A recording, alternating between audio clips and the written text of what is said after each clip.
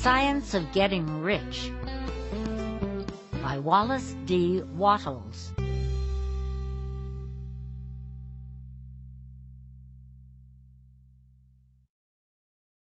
Preface. This book is pragmatical, not philosophical. A practical manual, not a treatise upon theories. It is intended for the men and women whose most pressing need is for money, who wish to get rich first and philosophize afterward.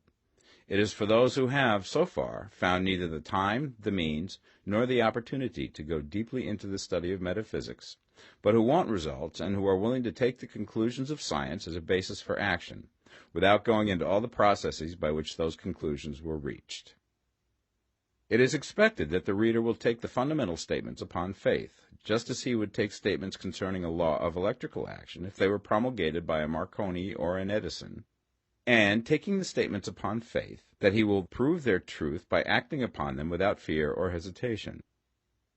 Every man or woman who does this will certainly get rich, for the science herein applied is an exact science, and failure is impossible. For the benefit, however, of those who wish to investigate philosophical theories and so secure a logical basis for faith, I will here cite certain authorities. The monistic theory of the universe, the theory that one is all and that all is one, that one substance manifests itself as the seeming many elements of the material world, is of Hindu origin and has been gradually winning its way into the thought of the Western world for 200 years. It is the foundation of all the Oriental philosophies and of those of Descartes, Spinoza, Leibniz, Schopenhauer, Hegel, and Emerson. The reader who would dig to the philosophical foundations of this is advised to read Hegel and Emerson for himself. In writing this book, I have sacrificed all other considerations to plainness and simplicity of style, so that all might understand. The plan of action laid down herein was deduced from the conclusions of philosophy. It has been thoroughly tested and bears the supreme test of practical experiment. It works. If you wish to know how the conclusions were arrived at, read the writings of the authors mentioned above. And if you wish to reap the fruits of their philosophies in actual practice, read this book and do exactly as it tells you to do. The author. Chapter 1. The Right to be Rich. Whatever may be said in praise of poverty, the fact remains that it is not possible to live a really complete or successful life unless one is rich. No man can rise to his greatest possible height in talent or soul development unless he has plenty of money. For to unfold the soul and to develop talent, he must have many things to use, and he cannot have these things unless he has money to buy them with. A man develops in mind, soul, and body by making use of these things, and society is so organized that man must have money in order to become the possessor of things. Therefore, the basis of all advancement for man must be the science of getting rich. The object of all life is development, and everything that lives has an inalienable right to all the development it is capable of attaining.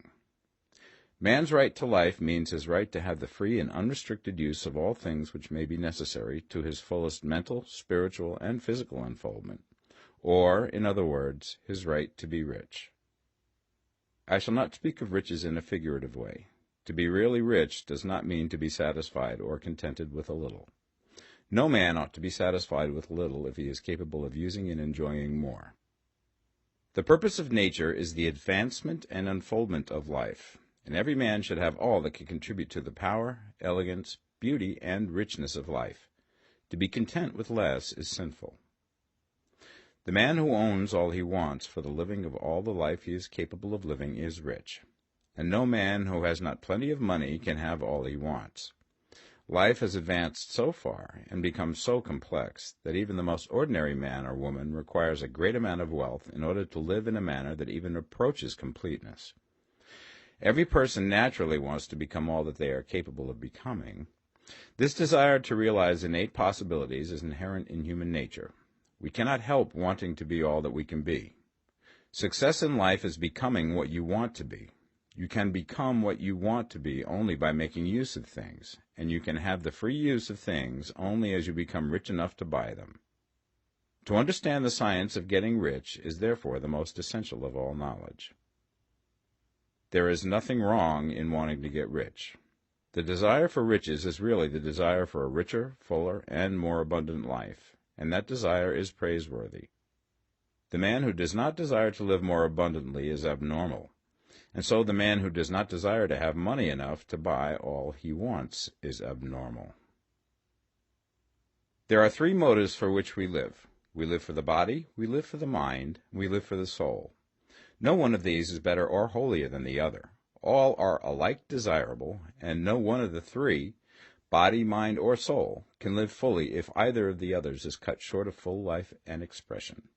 It is not right or noble to live only for the soul and deny mind or body, and it is wrong to live for the intellect and deny body or soul. We are all acquainted with the loathsome consequences of living for the body and denying both mind and soul, and we see that real life means the complete expression of all that man can give forth through body, mind, and soul. Whatever he can say, no man can be really happy or satisfied unless his body is living fully in every function, and unless the same is true of his mind and his soul. Wherever there is unexpressed possibility, or function not performed, there is unsatisfied desire. Desire is possibility seeking expression, or function seeking performance. Man cannot live fully in body without good food, comfortable clothing, and warm shelter, and without freedom from excessive toil. Rest and recreation are also necessary to his physical life. He cannot live fully in mind without books and time to study them, without opportunity for travel and observation, or without intellectual companionship. To live fully in mind, he must have intellectual recreations, and must surround himself with all the objects of art and beauty he is capable of using and appreciating. To live fully in soul, man must have love, and love is denied expression by poverty. A man's highest happiness is found in the bestowal of benefits on those he loves. Love finds its most natural and spontaneous expression in giving. The man who has nothing to give cannot fill his place as a husband or father, as a citizen or as a man. It is in the use of material things that a man finds full life for his body, develops his mind, and unfolds his soul. It is therefore of supreme importance to him that he should be rich. It is perfectly right that you should desire to be rich. If you are a normal man or woman, you cannot help doing so. It is perfectly right that you should give your best attention to the science of getting rich, for it is the noblest and most necessary of all studies. If you neglect this study, you are derelict in your duty to yourself, to God, and humanity, for you can render to God and humanity no greater service than to make the most of yourself. Chapter 2. There is a science of getting rich. There is a science of getting rich, and it is an exact science, like algebra or arithmetic. There are certain laws which govern the process of acquiring riches. Once these laws are learned and obeyed by any man, he will get rich with mathematical certainty. The ownership of money and property comes as a result of doing things in a certain way. Those who do things in this certain way, whether on purpose or accidentally, get rich, while those who do not do things in this certain way, no matter how hard they work or how able they are, remain poor. It is a natural law that like causes always produce like effects, and therefore any man or woman who learns to do things in this certain way will infallibly get rich. That the above statement is true is shown by the following facts. Getting rich is not a matter of environment, for if it were, all the people in certain neighborhoods would become wealthy. The people of one city would all be rich, while those of other towns would all be poor. Or the inhabitants of one state would roll in wealth, and those of an adjoining state would be in poverty. But everywhere we see rich and poor living side by side, in the same environment, and often engaged in the same vocations. When two men are in the same locality and in the same business, and one gets rich while the other remains poor, it shows that getting rich is not primarily a matter of environment. Some environments may be more favorable than others, but when two men in the same business are in the same neighborhood, and one gets rich while the other fails, it indicates that getting rich is the result of doing things in a certain way. And further, the ability to do things in this certain way is not due solely to the possession of talent, for many people who have great talent remain poor, while others who have very little talent get rich. Studying the people who have gotten rich, we find that they are an average lot in all respects, having no greater talents and abilities than other men. It is evident that they do not get rich because they possess talents and abilities that other men have not, but because they happen to do things in a certain way. Getting rich is not the result of saving or thrift. Many very penurious people are poor, while free spenders often get rich. Nor is getting rich due to doing things which others fail to do. For two men in the same business often do almost exactly the same things, and one gets rich while the other remains poor or becomes bankrupt. From all these things, we must come to the conclusion that getting rich is the result of doing things in a certain way. If getting rich is the result of doing things in a certain way, then any man or woman who can do things in that way can become rich, and the whole matter is brought within the domain of exact science. The question arises here whether this certain way may not be so difficult that only a few may follow it. This cannot be true, as we have seen, so far as natural ability is concerned. Talented people get rich, and blockheads get rich. Intellectually brilliant people get rich, and very stupid people get rich. Physically strong people get rich, and weak and sickly people get rich. Some degree of ability to think and understand is, of course, essential. But insofar natural ability is concerned, any man or woman who has sense enough to read and understand these words can certainly get rich. Also, we have seen that it is not a matter of environment. Location counts for something. One would not go to the heart of the Sahara and expect to do successful business. Getting rich involves the necessity of dealing with men and of being where there are people to deal with. And if these people are inclined to deal in the way that you want to deal, so much the better. But that is about as far as environment goes. If anybody else in your town can get rich, so can you. And if anybody else in your state can get rich, so can you. Again, it is not a matter of choosing some particular business or profession. People get rich in every business and in every profession, while their next-door neighbors in the same vocation remain in poverty. It is true that you will do best in a business which you like and which is congenial to you. And if you have certain talents which are well developed, you will do best in a business which calls for the exercise of those talents. Also, you will do best in a business which is suited to your locality. An ice cream parlor would do better in a warm climate than in Greenland, and a salmon fishery will succeed better in the Northwest than in Florida, where there are no salmon. But aside from these general limitations, getting rich is not dependent upon your engaging in some particular business, but upon your learning to do things in a certain way. If you are now in business and anybody else in your locality is getting rich in the same business, while you are not getting rich, it is because you are not doing things in the same way that the other person is doing them. No one is prevented from getting rich by lack of capital.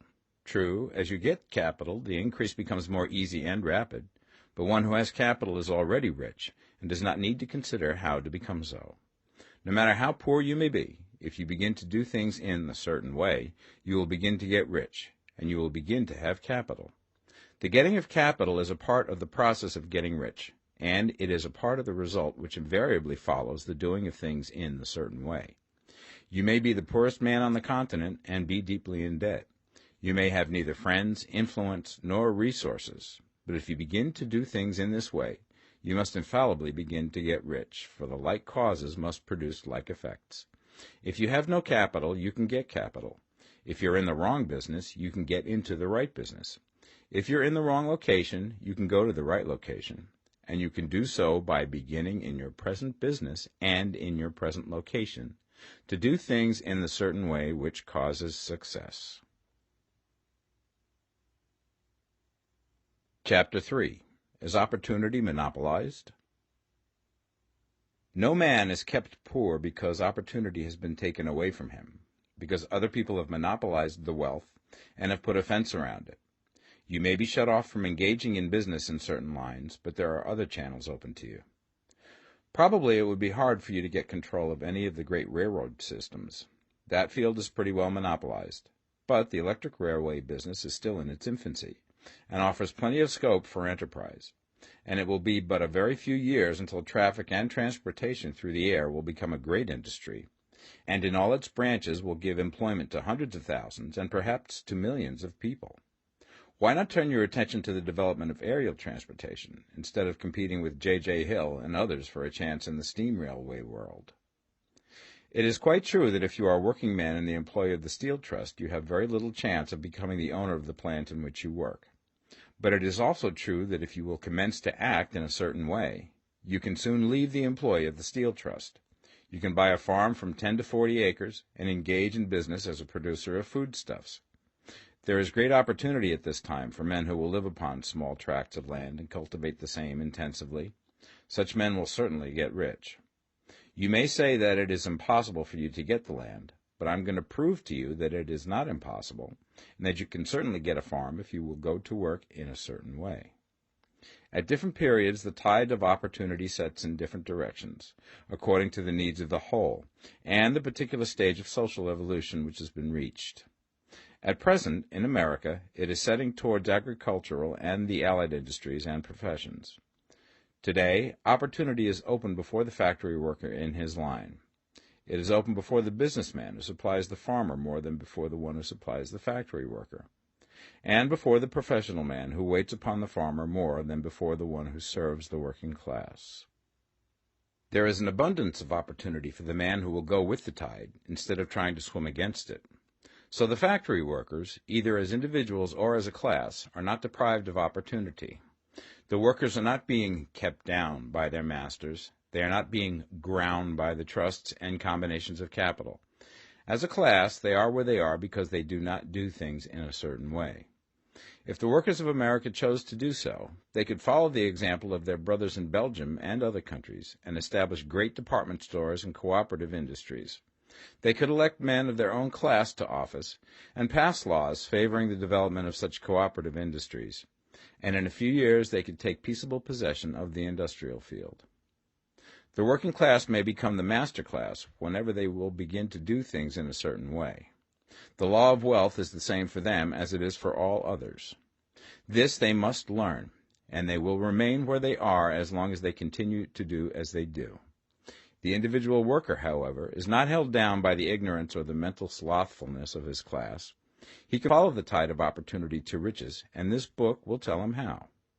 No one is kept in poverty by a shortness in the supply of riches. There is more than enough for all. A palace as large as the Capitol in Washington might be built for every family on earth from the building material in the United States alone. And under intensive cultivation, this country would produce wool, cotton, linen, and silk enough to clothe each person in the world finer than Solomon was arrayed in all his glory, together with food enough to feed them all luxuriously. The visible supply is practically inexhaustible, and the invisible supply really is inexhaustible. Everything you see on earth is made from one original substance, out of which all things proceed. New forms are constantly being made, and older ones are dissolving, but all are shapes assumed by one thing.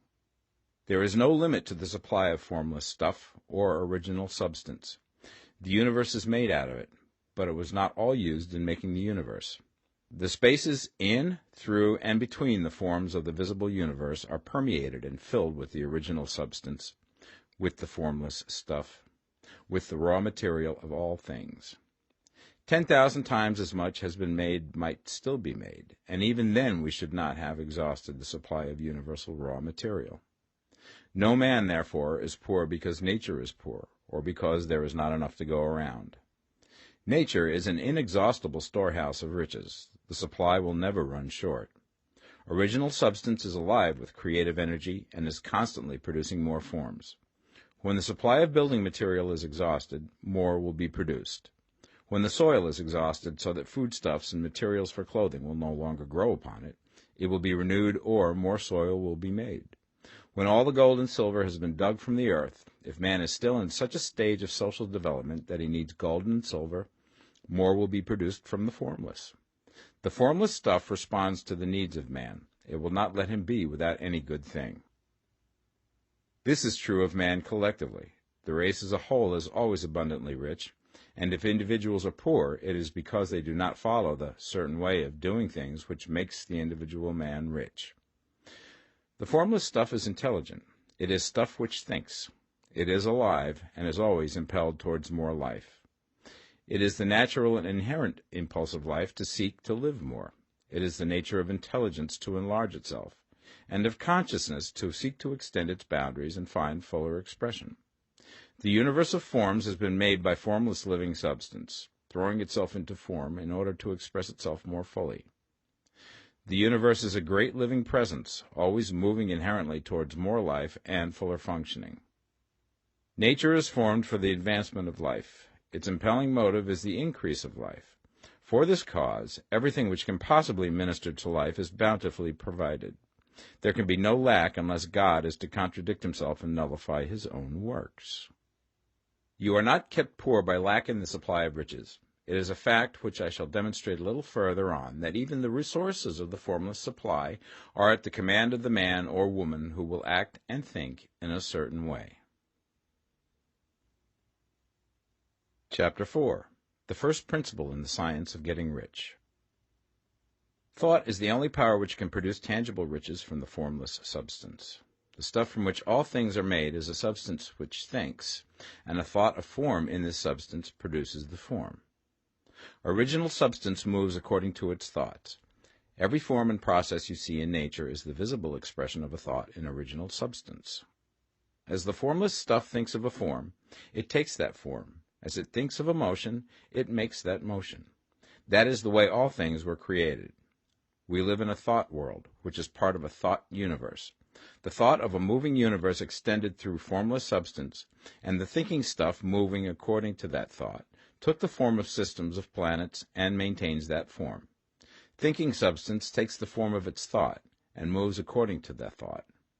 Holding the idea of a circling system of suns and worlds, it takes the form of these bodies and moves them as it thinks. Thinking the form of a slow-growing oak tree, it moves accordingly and produces the tree, though centuries may be required to do the work. In creating, the formless seems to move according to the lines of motion it has established. The thought of an oak tree does not cause the instant formation of a full-grown tree, but it does start in motion the forces which will produce the tree, along established lines of growth. Every thought of form held in thinking substance causes the creation of the form, but always, or at least generally, along lines of growth and action already established. The thought of a house of a certain construction, if it were impressed upon formless substance, might not cause the instant formation of the house, but it would cause the turning of creative energies already working in trade and commerce into such channels as to result in the speedy building of the house. And if there were no existing channels through which the creative energy could work, then the house would be formed directly from primal substance, without waiting for the slow processes of the organic and inorganic world. No thought of form can be impressed upon original substance without causing the creation of the form. Man is a thinking center and can originate thought. All the forms that man fashions with his hands must first exist in his thought. He cannot shape a thing until he has thought that thing. And so far, man has confined his efforts wholly to the work of his hands. He has applied manual labor to the world of forms, seeking to change or modify those already existing. He has never thought of trying to cause the creation of new forms by impressing his thoughts upon formless substance. When man has a thought form, he takes material from the forms of nature and makes an image of the form which is in his mind. He has so far made little or no effort to cooperate with formless intelligence, to work with the Father. He has not dreamed that he can do what he seeth the Father doing. Man reshapes and modifies existing forms by manual labor. He has given no attention to the question whether he may not produce things from formless substance by communicating his thoughts to it. We propose to prove that he may do so, to prove that any man or woman may do so, and to show how. As our first step, we must lay down the three fundamental propositions. First, we assert that there is one original formless stuff, or substance, from which all things are made. All the seemingly many elements are but different presentations of one element. All the many forms found in organic and inorganic nature are but different shapes, made from the same stuff. And this stuff is thinking stuff. A thought held in it produces the form of the thought. Thought, in thinking substance, produces shapes. Man is a thinking center, capable of original thought. If a man can communicate his thought to original thinking substance, he can cause the creation or formation of the thing he thinks about. To summarize this, there is a thinking stuff from which all things are made, and which, in its original state, permeates, penetrates, and fills the interspaces of the universe.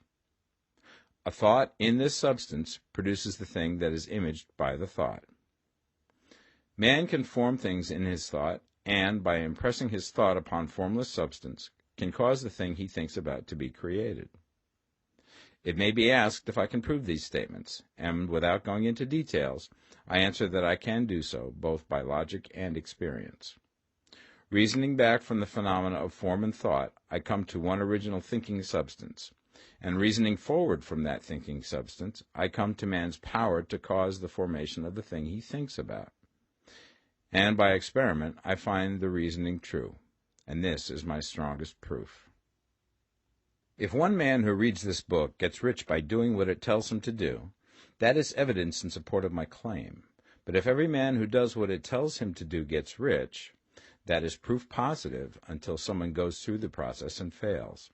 The theory is true until the process fails, and this process will not fail. For every man who does exactly what this book tells him to do will get rich. I have said that men get rich by doing things in a certain way. And in order to do so, men must become able to think in a certain way.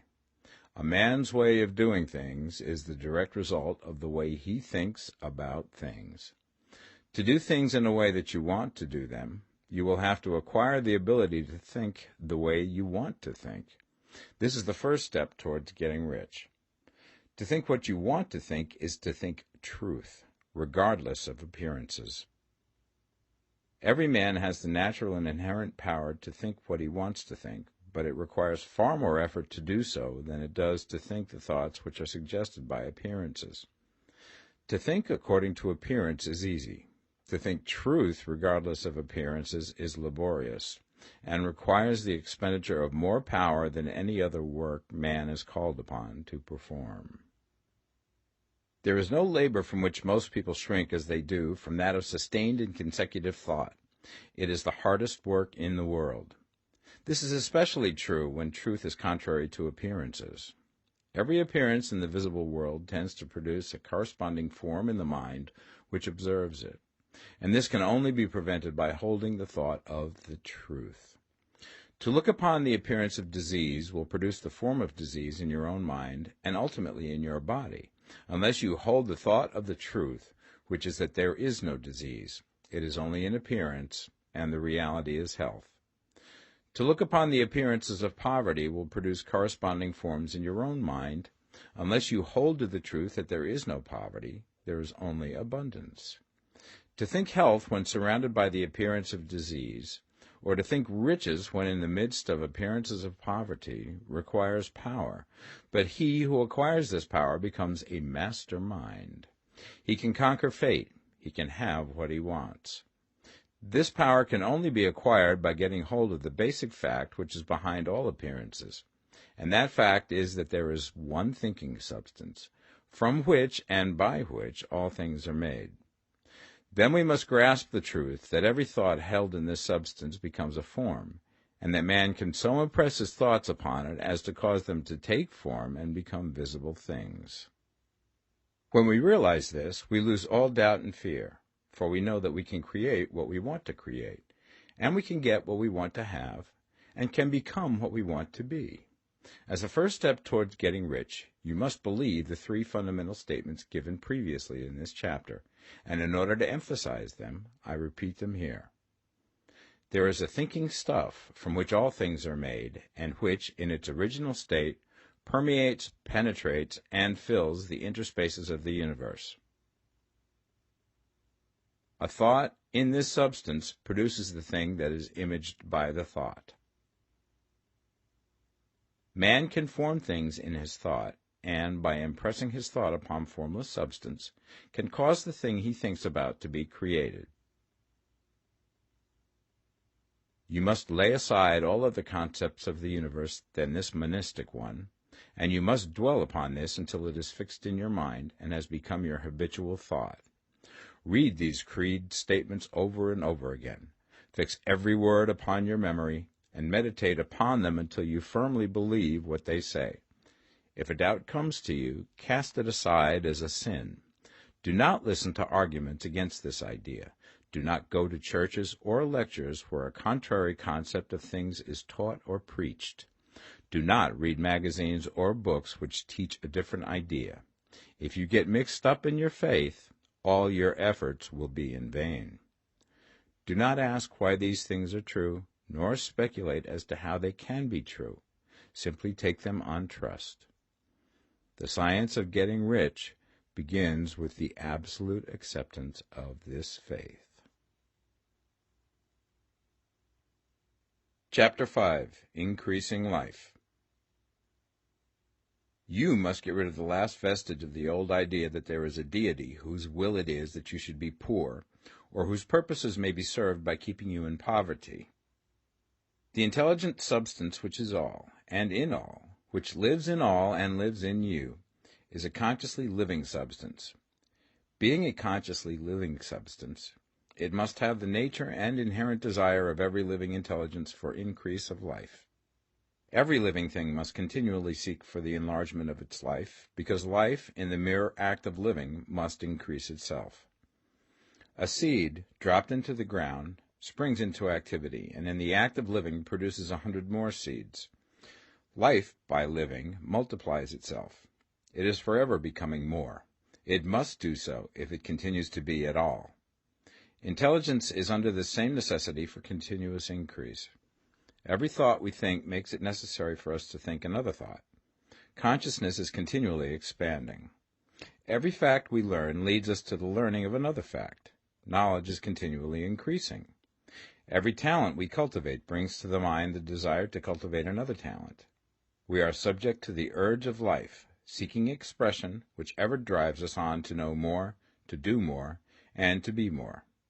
In order to know more, do more, and be more, we must have more. We must have things to use, for we learn and do and become only by using things. We must get rich so that we can live more. The desire for riches is simply the capacity for larger life seeking fulfillment. Every desire is the effort of an unexpressed possibility to come into action. It is power seeking to manifest which causes desire. That which makes you want more money is the same as that which makes the plant grow. It is life, seeking fuller expression. The one living substance must be subject to this inherent law of all life. It is permeated with the desire to live more. That is why it is under the necessity of creating things. The one substance desires to live more in you. Hence, it wants you to have all the things you can use. It is the desire of God that you should get rich. He wants you to get rich because he can express himself better through you if you have plenty of things to use in giving him expression. He can live more in you if you have unlimited command of the means of life. The universe desires you to have everything you want to have. Nature is friendly to your plans. Everything is naturally for you. Make up your mind that this is true. It is essential, however, that your purpose should harmonize with the purpose that is in all. You must want real life, not mere pleasure of sensual gratification. Life is the performance of function, and the individual really lives only when he performs every function, physical, mental, and spiritual, of which he is capable, without excess in any. You do not want to get rich in order to live swinishly, for the gratification of animal desires, that is not life. But the performance of every physical function is a part of life, and no one lives completely who denies the impulses of the body a normal and healthful expression. You do not want to get rich solely to enjoy mental pleasures, to get knowledge, to gratify ambition, to outshine others, to be famous. All these are a legitimate part of life, but the man who lives for the pleasures of the intellect alone will only have a partial life, and he will never be satisfied with his lot. You do not want to get rich solely for the good of others, to lose yourself for the salvation of mankind, to experience the joys of philanthropy and sacrifice. The joys of the soul are only a part of life, and they are no better or nobler than any other part. You want to get rich in order that you may eat, drink, and be merry when it is time to do these things, in order that you may surround yourself with beautiful things, see distant lands, feed your mind, and develop your intellect, in order that you may love men and do kind things, and be able to play a good part in helping the world to find truth. But remember that extreme altruism is no better and no nobler than extreme selfishness. Both are mistakes. Get rid of the idea that God wants you to sacrifice yourself for others, and that you can secure his favor by doing so. God requires nothing of the kind. What he wants is that you should make the most of yourself, for yourself and for others, and you can help others more by making the most of yourself than in any other way. You can make the most of yourself only by getting rich, so it is right and praiseworthy that you should give your first and best thought to the work of acquiring wealth. Remember, however, that the desire of substance is for all, and its movements must be for more life to all. It cannot be made to work for less life to any, because it is equally in all, seeking riches and life. Intelligent substance will make things for you, but it will not take things away from someone else and give them to you. You must get rid of the thought of competition. You are to create, not to compete for what is already created. You do not have to take anything away from anyone. You do not have to drive sharp bargains. You do not have to cheat or to take advantage. You do not need to let any man work for you for less than he earns. You do not have to covet the property of others or to look at it with wishful eyes.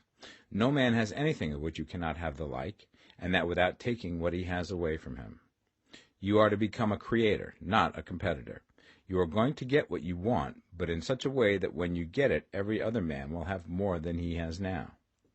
I am aware that there are men who get a vast amount of money by proceeding in direct opposition to the statements in the paragraph above, and may add a word of explanation here.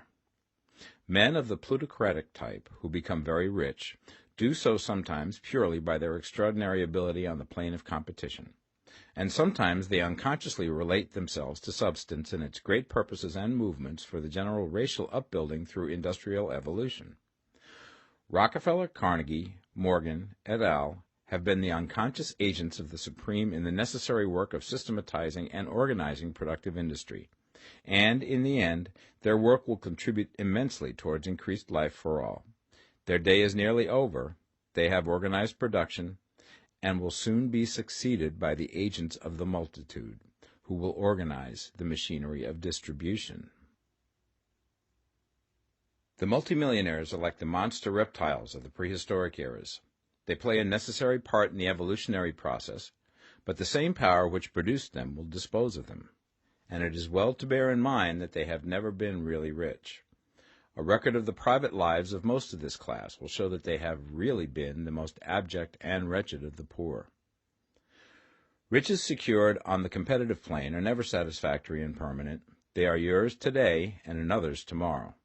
Remember, if you are to become rich in a scientific and certain way, you must rise entirely out of the competitive thought. You must never think for a moment that the supply is limited.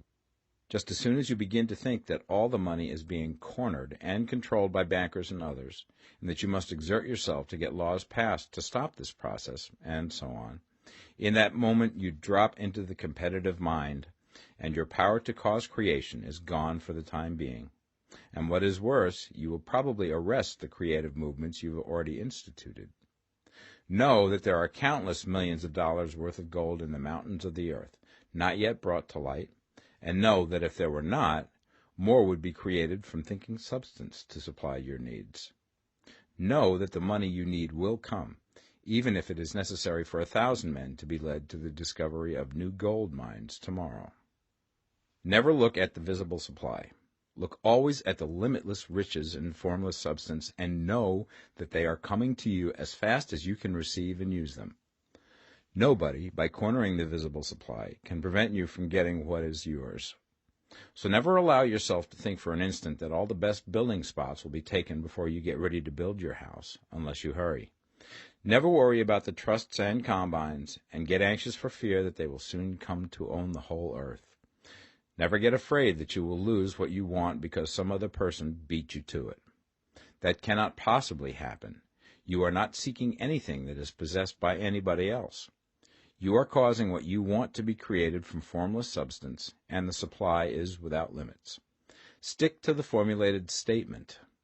There is a thinking stuff from which all things are made, and which, in its original state, permeates, penetrates, and fills the interspaces of the universe.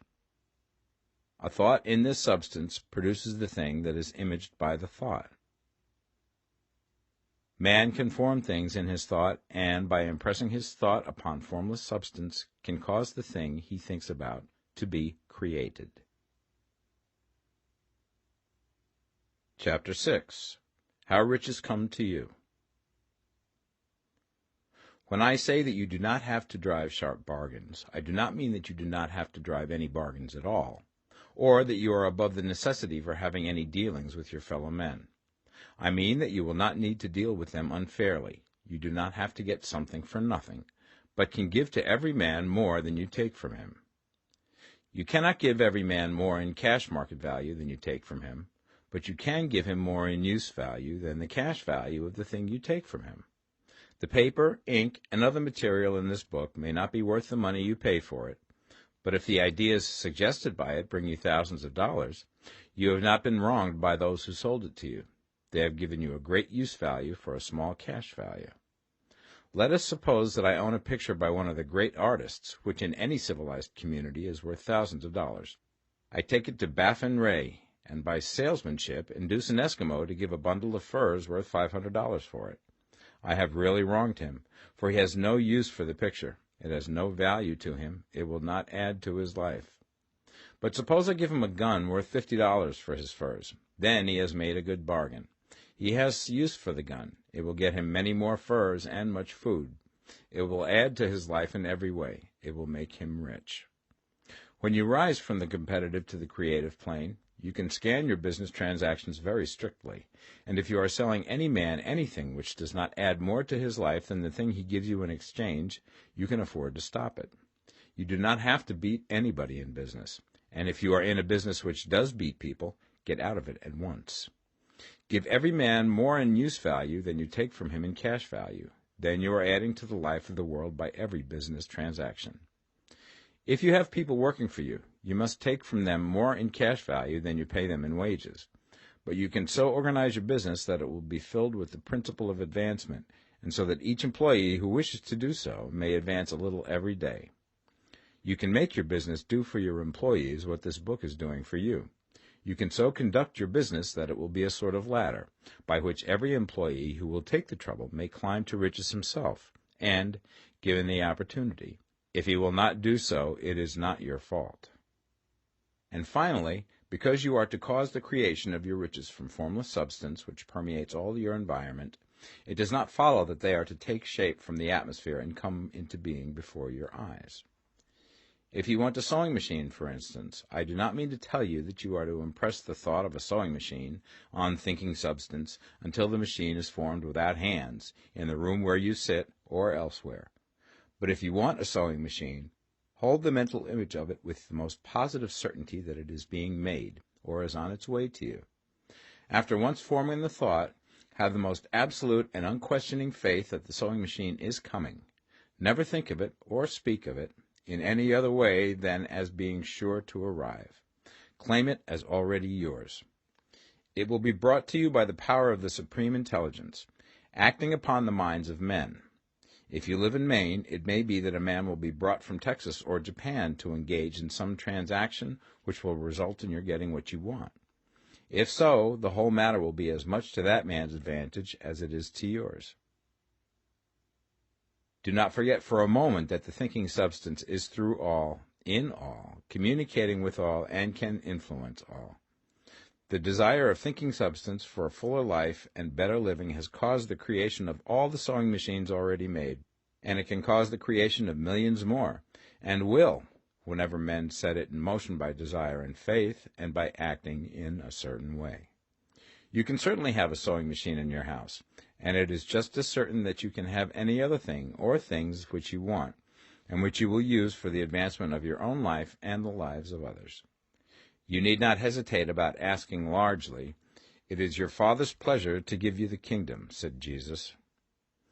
Original substance wants to live all that is possible in you, and wants you to have all that you can or will use for the living of the most abundant life. If you fix upon your consciousness the fact that the desire you feel for the possession of riches is one with the desire of omnipotence for more complete expression, your faith becomes invincible. Once I saw a little boy sitting at a piano, and vainly tried to bring harmony out of the keys, and I saw that he was grieved and provoked by his inability to play real music. I asked him the cause of his vexation, and he answered, "I can feel the music in me, but I can't make my hands go right." The music in him was the urge of original substance, containing all the possibilities of all life. All that there is of music was seeking expression through the child. God, the one substance, is trying to live and do and enjoy things through humanity. He is saying, I want hands to build wonderful structures, to play divine harmonies, to paint glorious pictures.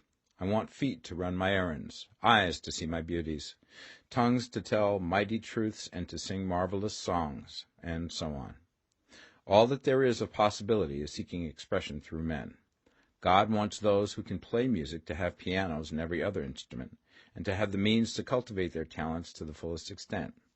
He wants those who can appreciate beauty to be able to surround themselves with beautiful things. He wants those who can discern truth to have every opportunity to travel and observe. He wants those who can appreciate dress to be beautifully clothed, and those who can appreciate good food to be luxuriously fed. He wants all these things because it is himself that enjoys and appreciates them. It is God who wants to play and sing and enjoy beauty and proclaim truth and wear fine clothes and eat good food. It is God that worketh in you to will and to do, said Paul. The desire you feel for riches is the infinite, seeking to express himself in you as he sought to find expression in the little boy at the piano. So you need not hesitate to ask largely. Your part is to focalize and express the desire to God. This is a difficult point with most people. They retain some of the old idea that poverty and self-sacrifice are pleasing to God. They look upon poverty as a part of the plan, a necessity of nature. They have the idea that God has finished his work and made all that he can make, and that the majority of men must stay poor because there is not enough to go around. They hold to so much of this erroneous thought that they feel ashamed to ask for wealth. They try not to want more than a very modest competence, just enough to make them fairly comfortable. I recall now the case of one student who was told that he must get in mind a clear picture of the things he desired, so that the creative thought of them might be impressed upon formless substance. He was a very poor man, living in a rented house, and having only what he earned from day to day, and he could not grasp the fact that all wealth was his. So, after thinking the matter over, he decided that he might reasonably ask for a new rug for the floor of his best room, and an anthracite coal stove to heat the house during the cold weather. Following the instructions given in this book, he obtained these things in a few months, and then it dawned upon him that he had not asked enough.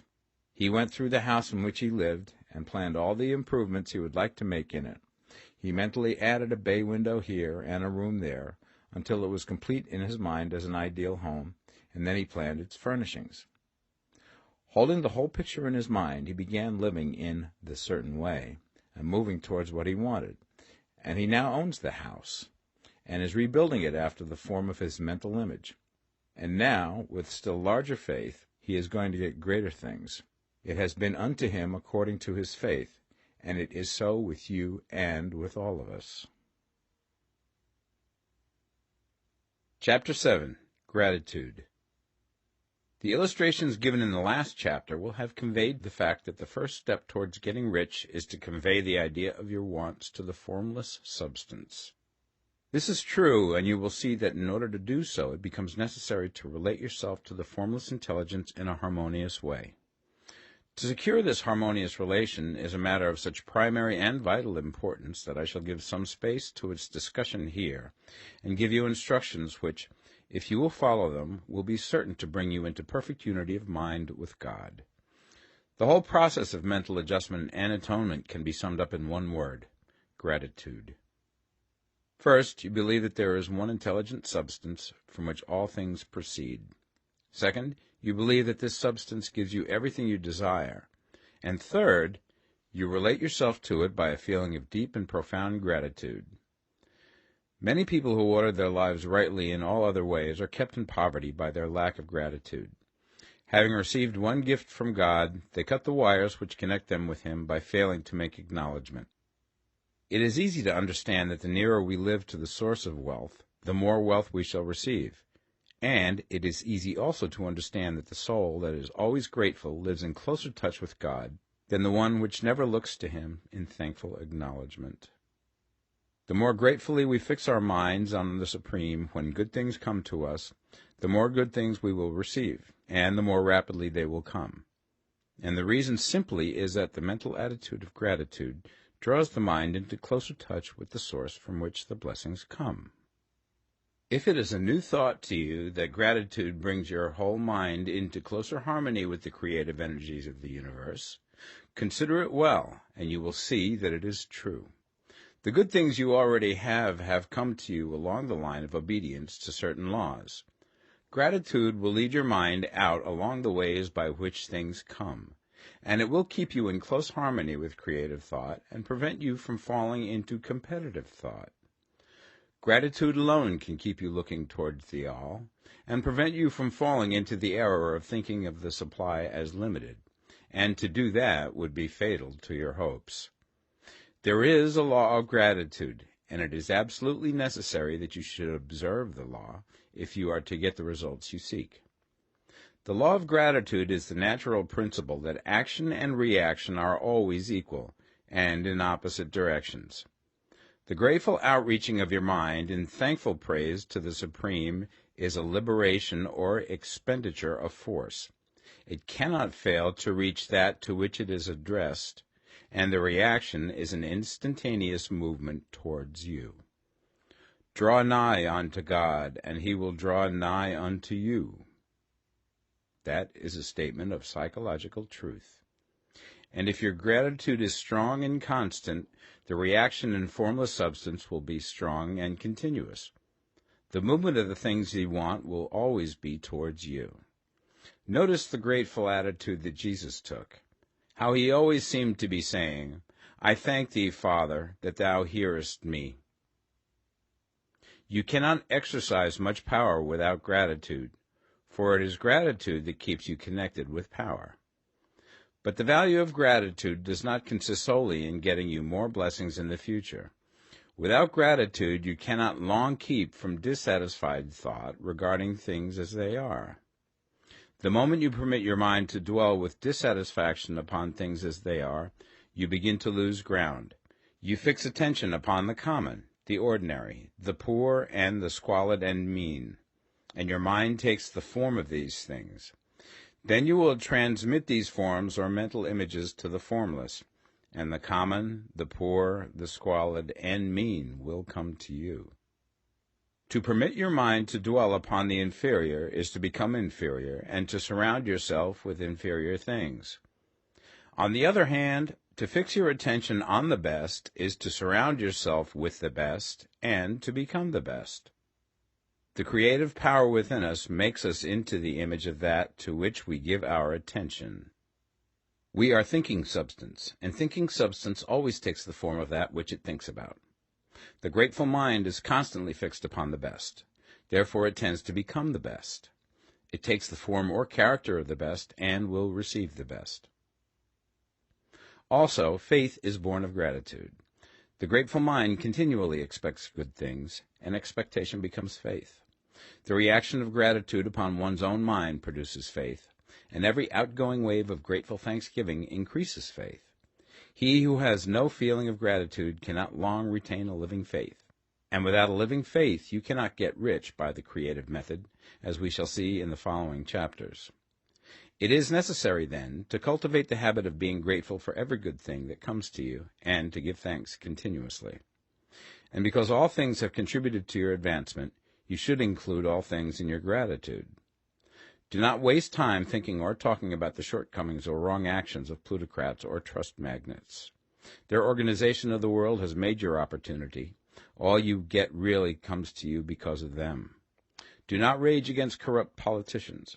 If it were not for politicians, we should fall into anarchy, and your opportunity would be greatly lessened. God has worked a long time and very patiently to bring us up to where we are in industry and government, and he is going right on with his work. There is not the least doubt that he will do away with plutocrats, trust magnates, captains of industry, and politicians as soon as they can be spared. But in the meantime, behold, they are all very good. Remember that they are all helping to arrange the lines of transmission along which your riches will come to you, and be grateful to them all. This will bring you into harmonious relations with the good in everything, and the good in everything will move toward you.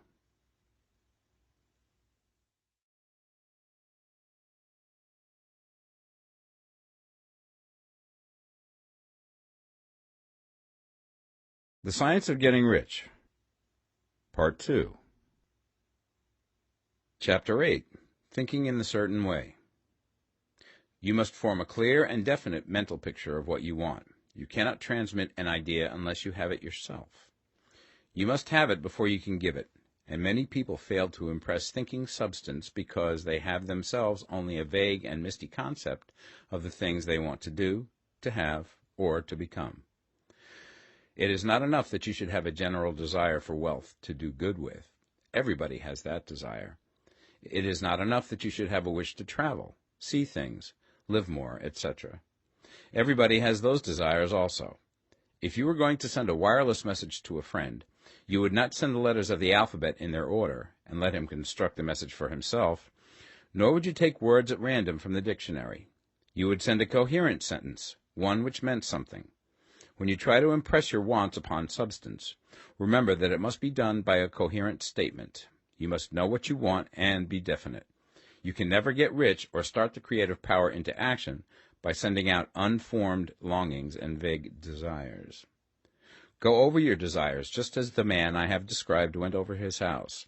See just what you want and get a clear mental picture of it as you wish it to look when you get it.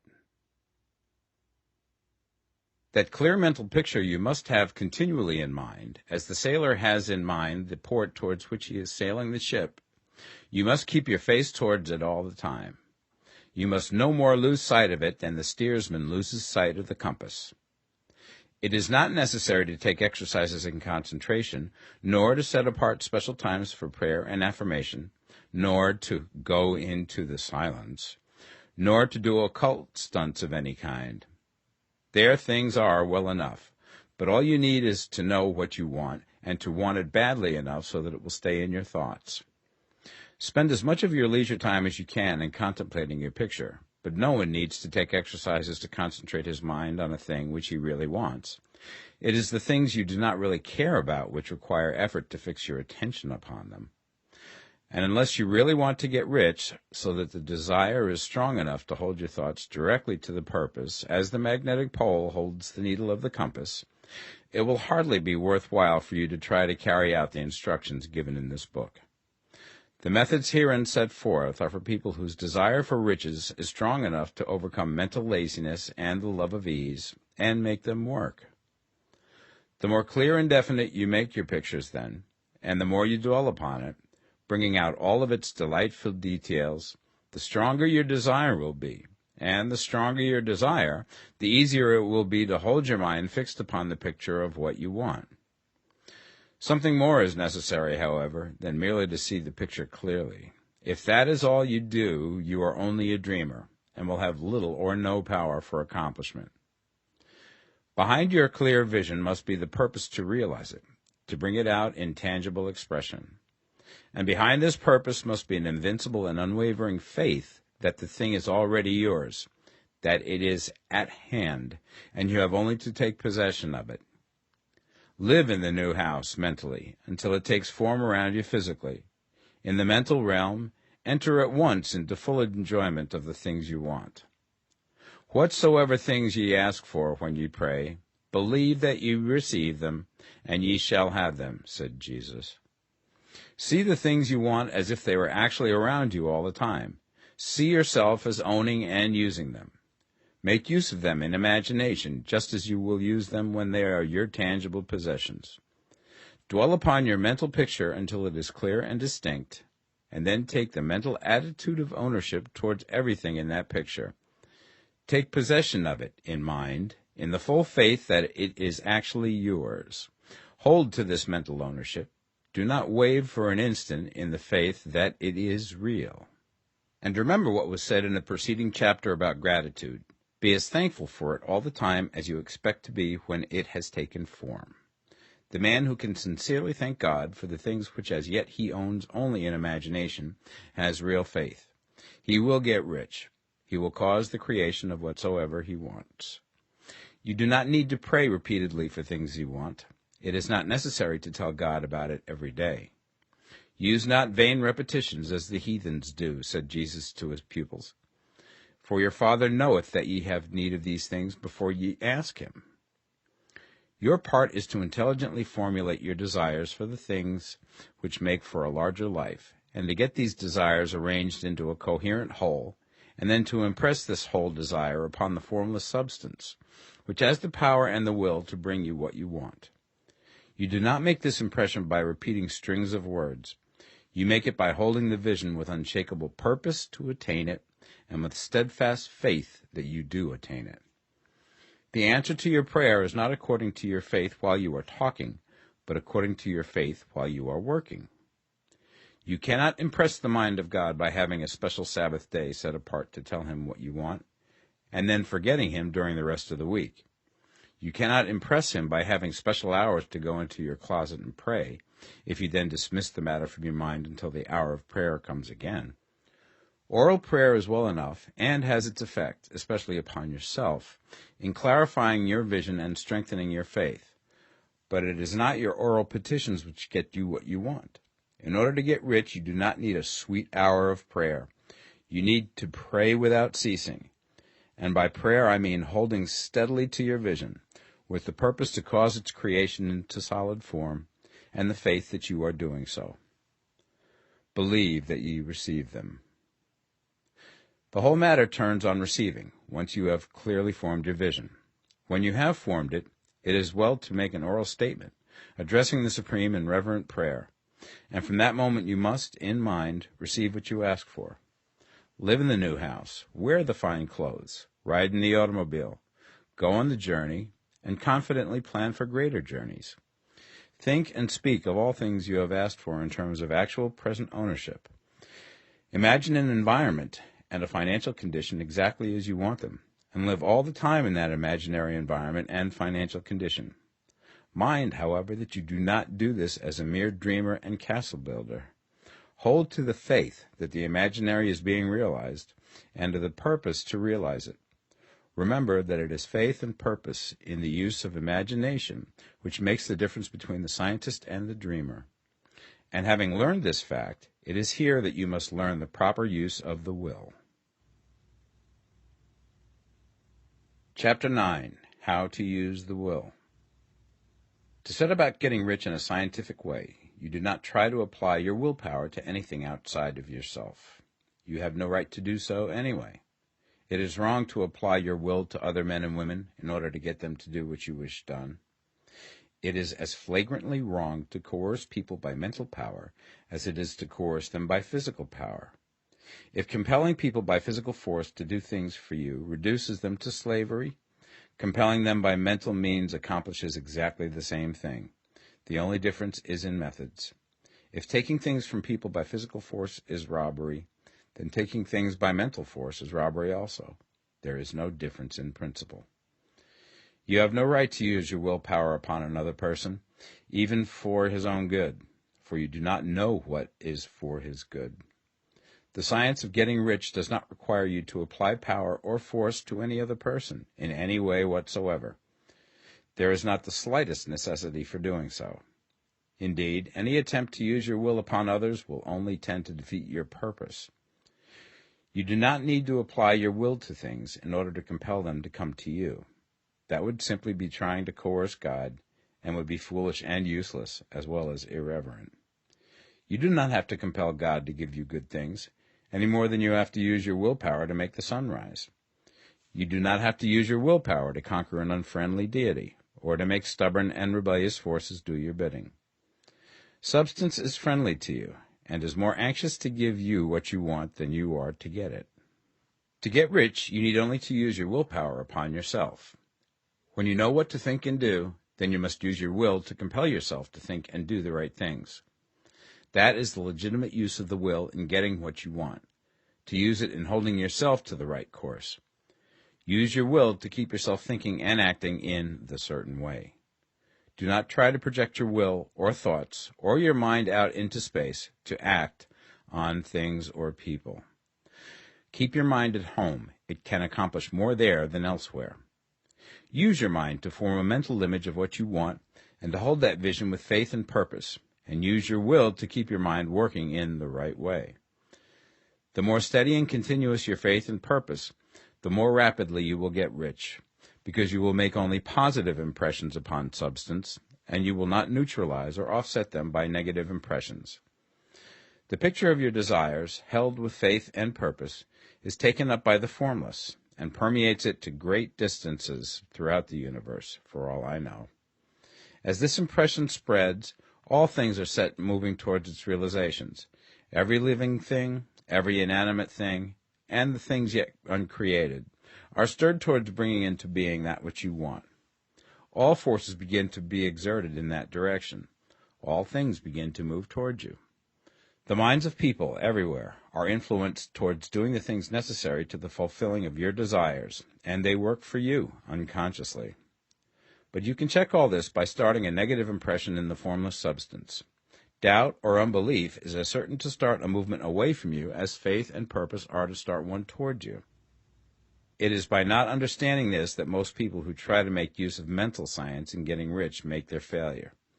Every hour and moment you spend in giving heeds to doubts and fears. Every hour you spend in worry, every hour in which your soul is possessed by unbelief, sets a current away from you in the whole domain of intelligent substance. All the promises are unto them that believe, and unto them only. Notice how insistent Jesus was upon this point of belief, and now you know the reason why. Since belief is all important, it behooves you to guard your thoughts, and as your beliefs will be shaped to a very great extent by the things you observe and think about, it is important that you should command your attention. And here the will comes into use, for it is by your will that you determine upon what things your attention shall be fixed. If you want to become rich, you must not make a study of poverty. Things are not brought into being by thinking about their opposites. Health is never to be attained by studying disease and thinking about disease. Righteousness is not to be promoted by studying sin and thinking about sin. And no one ever got rich by studying poverty and thinking about poverty. Medicine as a science of disease has increased disease. Religion as a science of sin has promoted sin. And economics as a study of poverty will fill the world with wretchedness and want. Do not talk about poverty. Do not investigate it or concern yourself with it. Never mind what its causes are. You have nothing to do with them. What concerns you is the cure. Do not spend your time in charitable work or charity movements. All charity only tends to perpetuate the wretchedness it aims to eradicate. I do not say that you should be hard-hearted or unkind and refuse to hear the cry of need, but you must not try to eradicate poverty in any of the conventional ways. Put poverty behind you, and put all that pertains to it behind you, and make good. Get rich. That is the best way you can help the poor. And you cannot hold the mental image which is to make you rich if you fill your mind with pictures of poverty. Do not read books or papers which give circumstantial accounts of the wretchedness of the tenement dwellers, of the horrors of child labor, and so on. Do not read anything which fills your mind with gloomy images of want and suffering. You cannot help the poor in the least by knowing about these things, and the widespread knowledge of them does not tend at all to do away with poverty. What tends to do away with poverty is not getting the pictures of poverty into your mind, but getting pictures of wealth into the minds of the poor. You are not deserting the poor in their misery when you refuse to allow your mind to be filled with pictures of that misery. Poverty can be done away with, not by increasing the number of well-to-do people who think about poverty, but by increasing the number of poor people who purpose with faith to get rich. The poor do not need charity, they need inspiration. Charity only sends them a loaf of bread to keep them alive in their wretchedness, or give them an entertainment to make them forget for an hour or two. But inspiration will cause them to rise out of their misery. If you want to help the poor, demonstrate to them that they can become rich. Prove it by getting rich yourself. The only way in which poverty will ever be banished from this world is by getting a large and constantly increasing number of people to practice the teachings of this book. People must be taught to become rich by creation, not by competition. Every man who becomes rich by competition throws down behind him the ladder by which he rises and keeps others down. But every man who gets rich by creation opens a way for thousands to follow him and inspires them to do so. You are not showing hardness of heart or an unfeeling disposition when you refuse to pity poverty, see poverty, read about poverty, or think or talk about it, or to listen to those who do talk about it.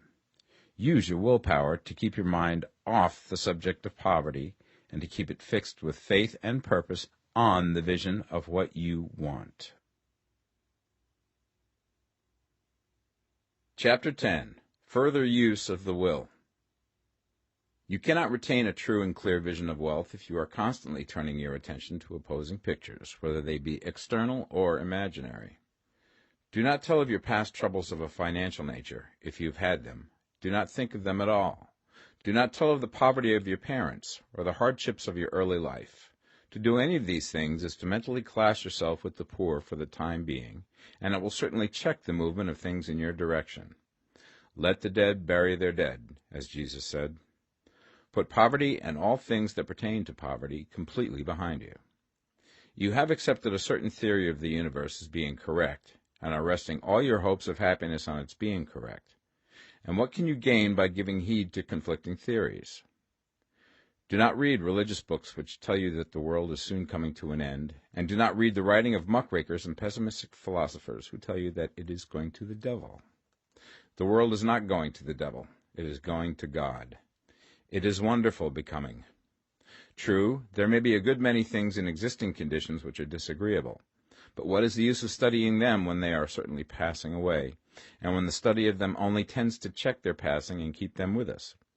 Why give time and attention to things which are being removed by evolutionary growth, when you can hasten their removal only by promoting the evolutionary growth as far as your part of it goes?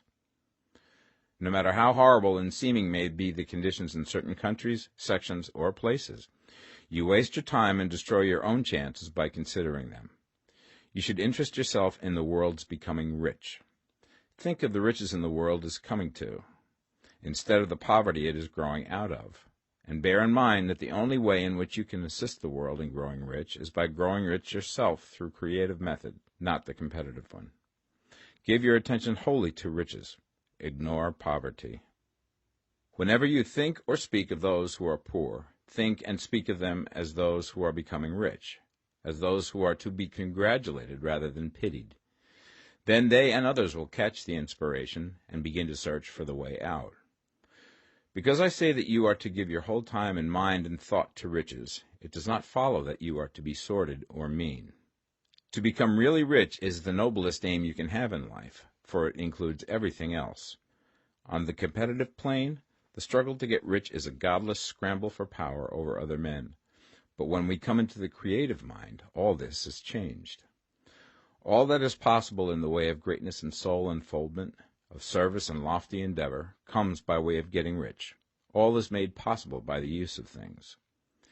If you lack for physical health, you will find that the attainment of it is conditional on you getting rich. Only those who are emancipated from financial worry and who have the means to live a carefree existence and follow hygienic practices can have and retain health. Moral and spiritual greatness is possible only to those who are above the competitive battle for existence, and only those who are becoming rich on the plane of creative thought are free from the degrading influences of competition. If your heart is set on domestic happiness, remember that love flourishes best when there is refinement, a high level of thought, and freedom from corrupting influences. And these are to be found only where riches are attained by the exercise of creative thought, without strife or rivalry. You can aim at nothing so great or noble, I repeat, as to become rich, and you must fix your attention upon your mental picture of riches, to the exclusion of all that may tend to dim or obscure the vision. You must learn to see the underlying truth in all things. You must see beneath all seemingly wrong conditions the great one life, ever moving forward towards fuller expression and more complete happiness. It is the truth that there is no such thing as poverty, that there is only wealth. Some people remain in poverty because they are ignorant of the fact that there is wealth for them, and these can best be taught by showing them the way to affluence in your own person and practice. Others are poor because, while they feel that there is a way out, they are too intellectually indolent to put forth the mental effort necessary to find that way and by travel it. Others still are poor because, while they have some notion of science, they have become so swamped and lost in the maze of metaphysical and occult theories that they do not know which road to take. They try a mixture of many systems and fail in all. For these, again, the very best thing to do is to show the right way in your own person and practice. An ounce of doing things is worth a pound of theorizing. The very best thing you can do for the whole world is to make the most of yourself. You can serve God and man in no more effective way than by getting rich. That is, if you get rich by the creative method and not by the competitive one. Another thing. We assert that this book gives in detail the principles of the science of getting rich. And if that is true, you do not need to read any other book upon the subject. This may sound narrow and egotistical, but consider. There is no more scientific method of computation in mathematics than by addition, subtraction, multiplication, and division. No other method is possible. There can be but one shortest distance between 2 points. There is only one way to think scientifically, and that is to think in the way that leads by the most direct and simple route to the goal. No man has yet formulated a briefer or less complex system than the one set forth herein. It has been stripped of all non-essentials. When you commence on this, lay all others aside. Put them out of your mind altogether. Read this book every day. Keep it with you. Commit it to memory, and do not think about other systems and theories. If you do, you will begin to have doubts, and to be uncertain and wavering in your thought, and then you will begin to make failures. After you have made good and become rich, you may study other systems as much as you please. But until you are quite sure that you have gained what you want, do not read anything on this line but this book, unless it be the authors mentioned in the preface. And read only the most optimistic comments on the world's news, those in harmony with your picture. Also, postpone your investigations into the occult. Do not dabble in theosophy, spiritualism, or kindred studies. It is very likely that the dead still live and are near, but if they are, let them alone. Mind your own business. Wherever the spirits of the dead may be, they have their own work to do and their own problems to solve, and we have no right to interfere with them. We cannot help them, and it is very doubtful whether they can help us, or whether we have any right to trespass upon their time if they can. Let the dead and the hereafter alone, and solve your own problem. Get rich. If you begin to mix with the occult, you will start mental cross-currents which will surely bring your hopes to shipwreck. Now, this and the preceding chapters have brought us to the following statement of basic facts. There is a thinking stuff from which all things are made, and which, in its original state, permeates, penetrates, and fills the interspaces of the universe. A thought in this substance produces the thing that is imaged by the thought. Man can form things in his thought, and, by impressing his thought upon formless substance, can cause the thing he thinks about to be created. In order to do this, man must pass from the competitive to the creative mind. He must form a clear mental picture of the things he wants, and hold this picture in his thoughts with the fixed purpose to get what he wants, and the unwavering faith that he does get what he wants, closing his mind against all that may tend to shake his purpose, dim his vision, or quench his faith. And in addition to all this, we shall now see that he must live and act in a certain way. Chapter 11. Acting in the Certain Way. Thought is the creative power, or the impelling force which causes the creative power to act. Thinking in a certain way will bring riches to you, but you must not rely upon thought alone, paying no attention to personal action. That is the rock upon which many otherwise scientific metaphysical thinkers meet shipwreck, the failure to connect thought with personal action. We have not yet reached the stage of development, even supposing such a stage to be possible, in which man can create directly from formless substance without nature's processes or the work of human hands. Man must not only think, but his personal action must supplement his thought.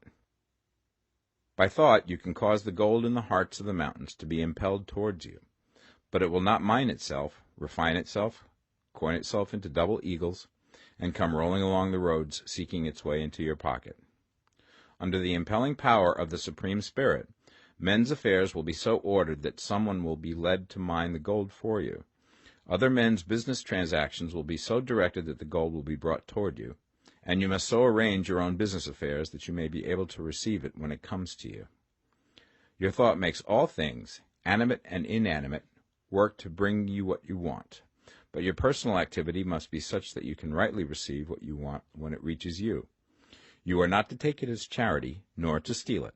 You must give every man more in-use value than he gives you in cash value. The scientific use of thought consists in forming a clear and distinct mental image of what you want, in holding fast to the purpose to get what you want, and in realizing with grateful faith that you do get what you want. Do not try to project your thought in any mysterious or occult way, with the idea of having it go out and do things for you. That is a wasted effort and will weaken your power to think with sanity. The action of thought in getting rich is fully explained in the preceding chapters.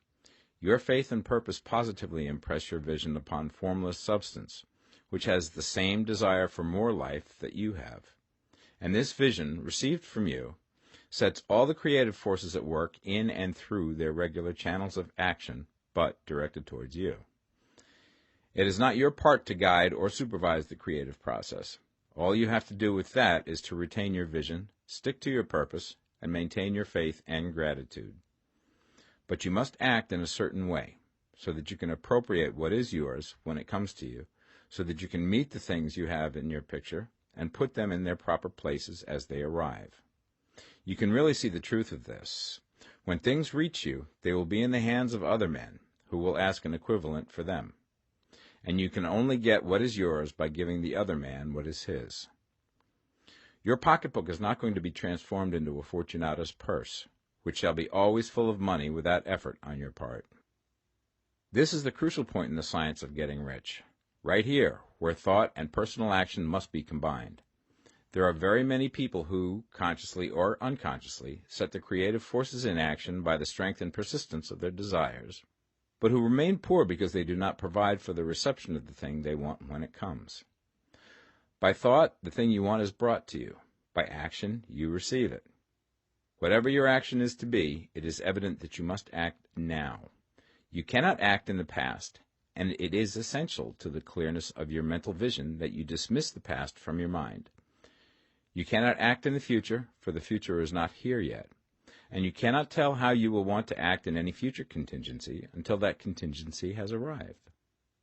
Because you are not in the right business or the right environment now, do not think that you must postpone action until you get into the right business or environment.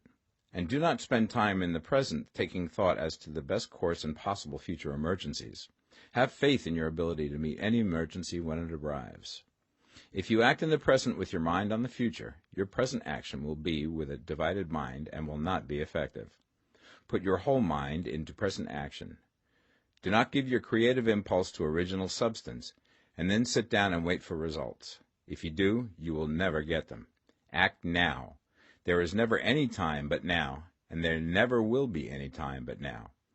If you are ever to begin to make ready for the reception of what you want, you must begin now. And your action, whatever it is, must most likely be in your present business or employment, and must be upon the persons and things in your present environment. You cannot act where you are not, you cannot act where you have been, and you cannot act where you are going to be. You can act only where you are. Do not bother as to whether yesterday's work was well done or ill done. Do today's work well.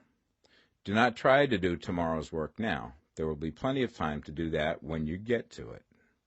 Do not try, by occult or mystical means, to act on people or things that are out of your reach. Do not wait for a change of environment. Before you act, get a change of environment by action. You can so act upon the environment in which you are now, as to cause yourself to be transferred to a better environment. Hold with faith and purpose the vision of yourself in the better environment, but act upon your present environment with all your heart and with all your strength and with all your mind. Do not spend any time in daydreaming or castle building. Hold to the one vision of what you want and act now.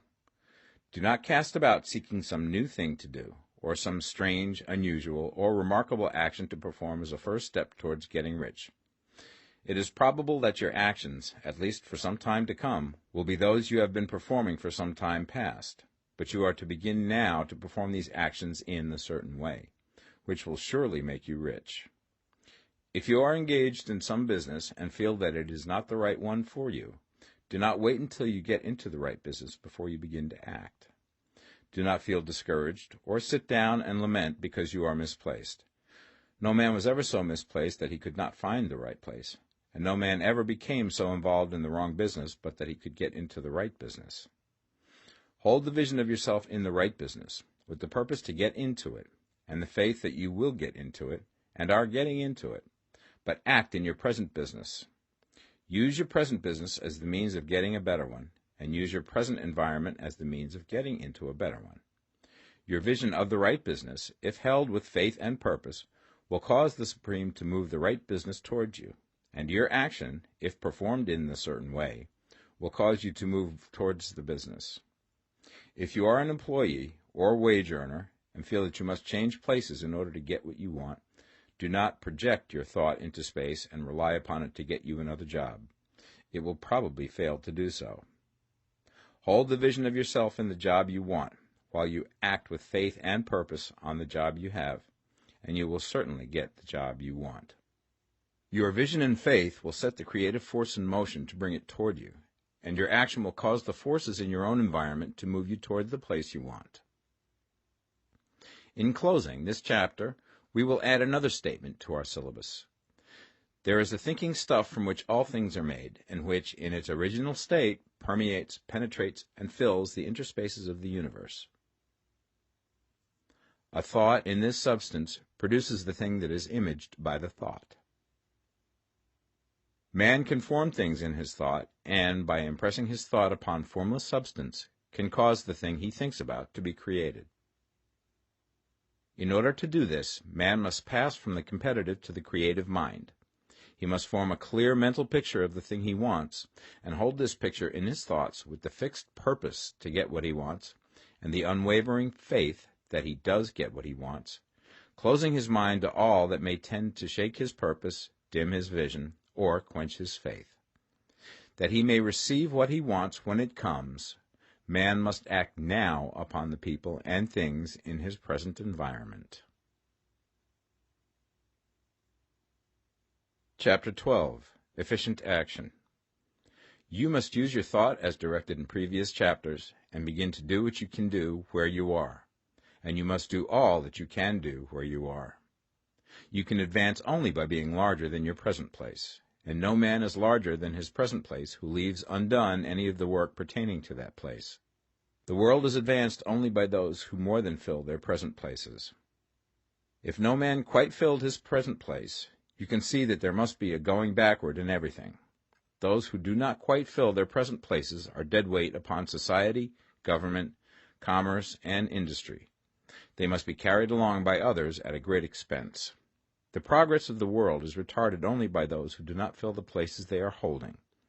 They belong to a former age and a lower stage or plane of life, and their tendency is towards degeneration. No society could advance if every man was smaller than his place. Social evolution is guided by the law of physical and mental evolution. In the animal world, evolution is caused by excess of life. When an organism has more life than can be expressed in the function of its own plane, it develops the organs of a higher plane, and a new species is originated. There never would have been new species had there not been organisms which more than filled their places. The law is exactly the same for you. Your getting rich depends upon your applying this principle to your own affairs. Every day is either a successful day or a day of failure, and it is the successful days which get you what you want. If every day is a failure, you can never get rich, while if every day is a success, you cannot fail to get rich. If there is something that may be done today, and you do not do it, you have failed in so far as that thing is concerned, and the consequences may be more disastrous than you imagine. You cannot foresee the results of even the most trivial act.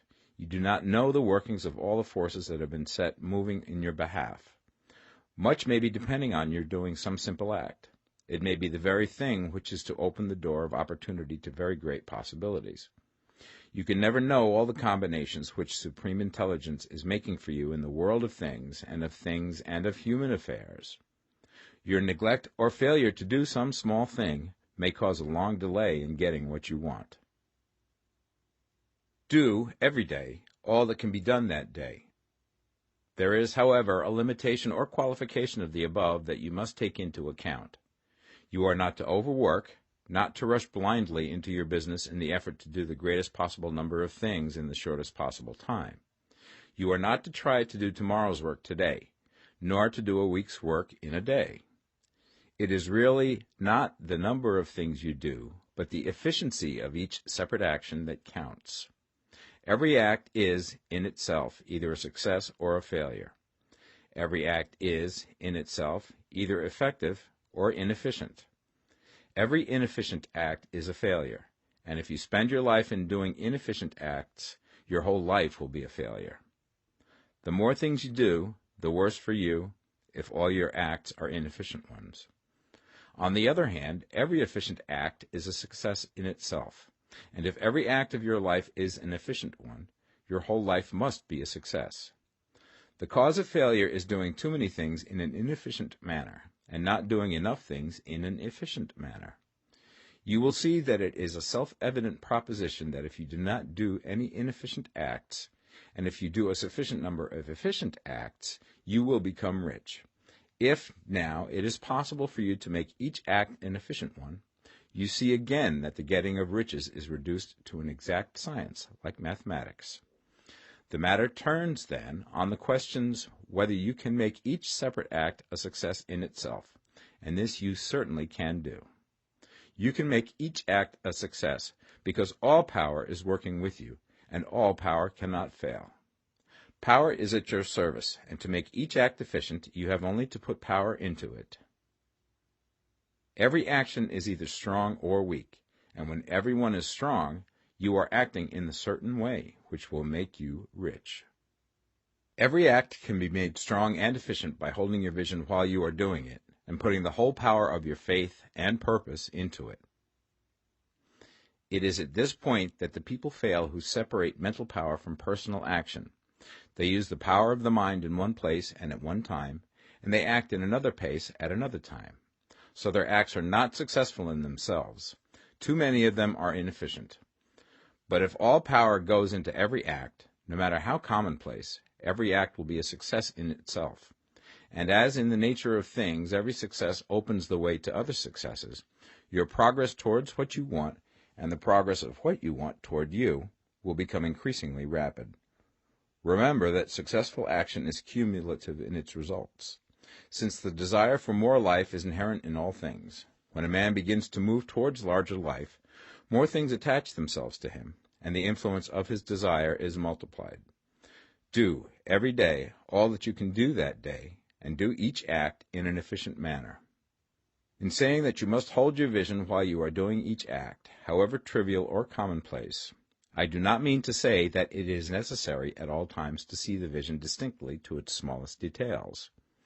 It should be the work of your leisure hours to use your imagination on the details of your vision, and to contemplate them until they are firmly fixed upon memory. If you wish speedy results, spend practically all your spare time in this practice. By continuous contemplation you will get the picture of what you want, even to the smallest details, so firmly fixed upon your mind and so completely transferred to the mind of formless substance, that in your working hours you need only to mentally refer to the picture to stimulate your faith and purpose, and cause your best effort to be put forth.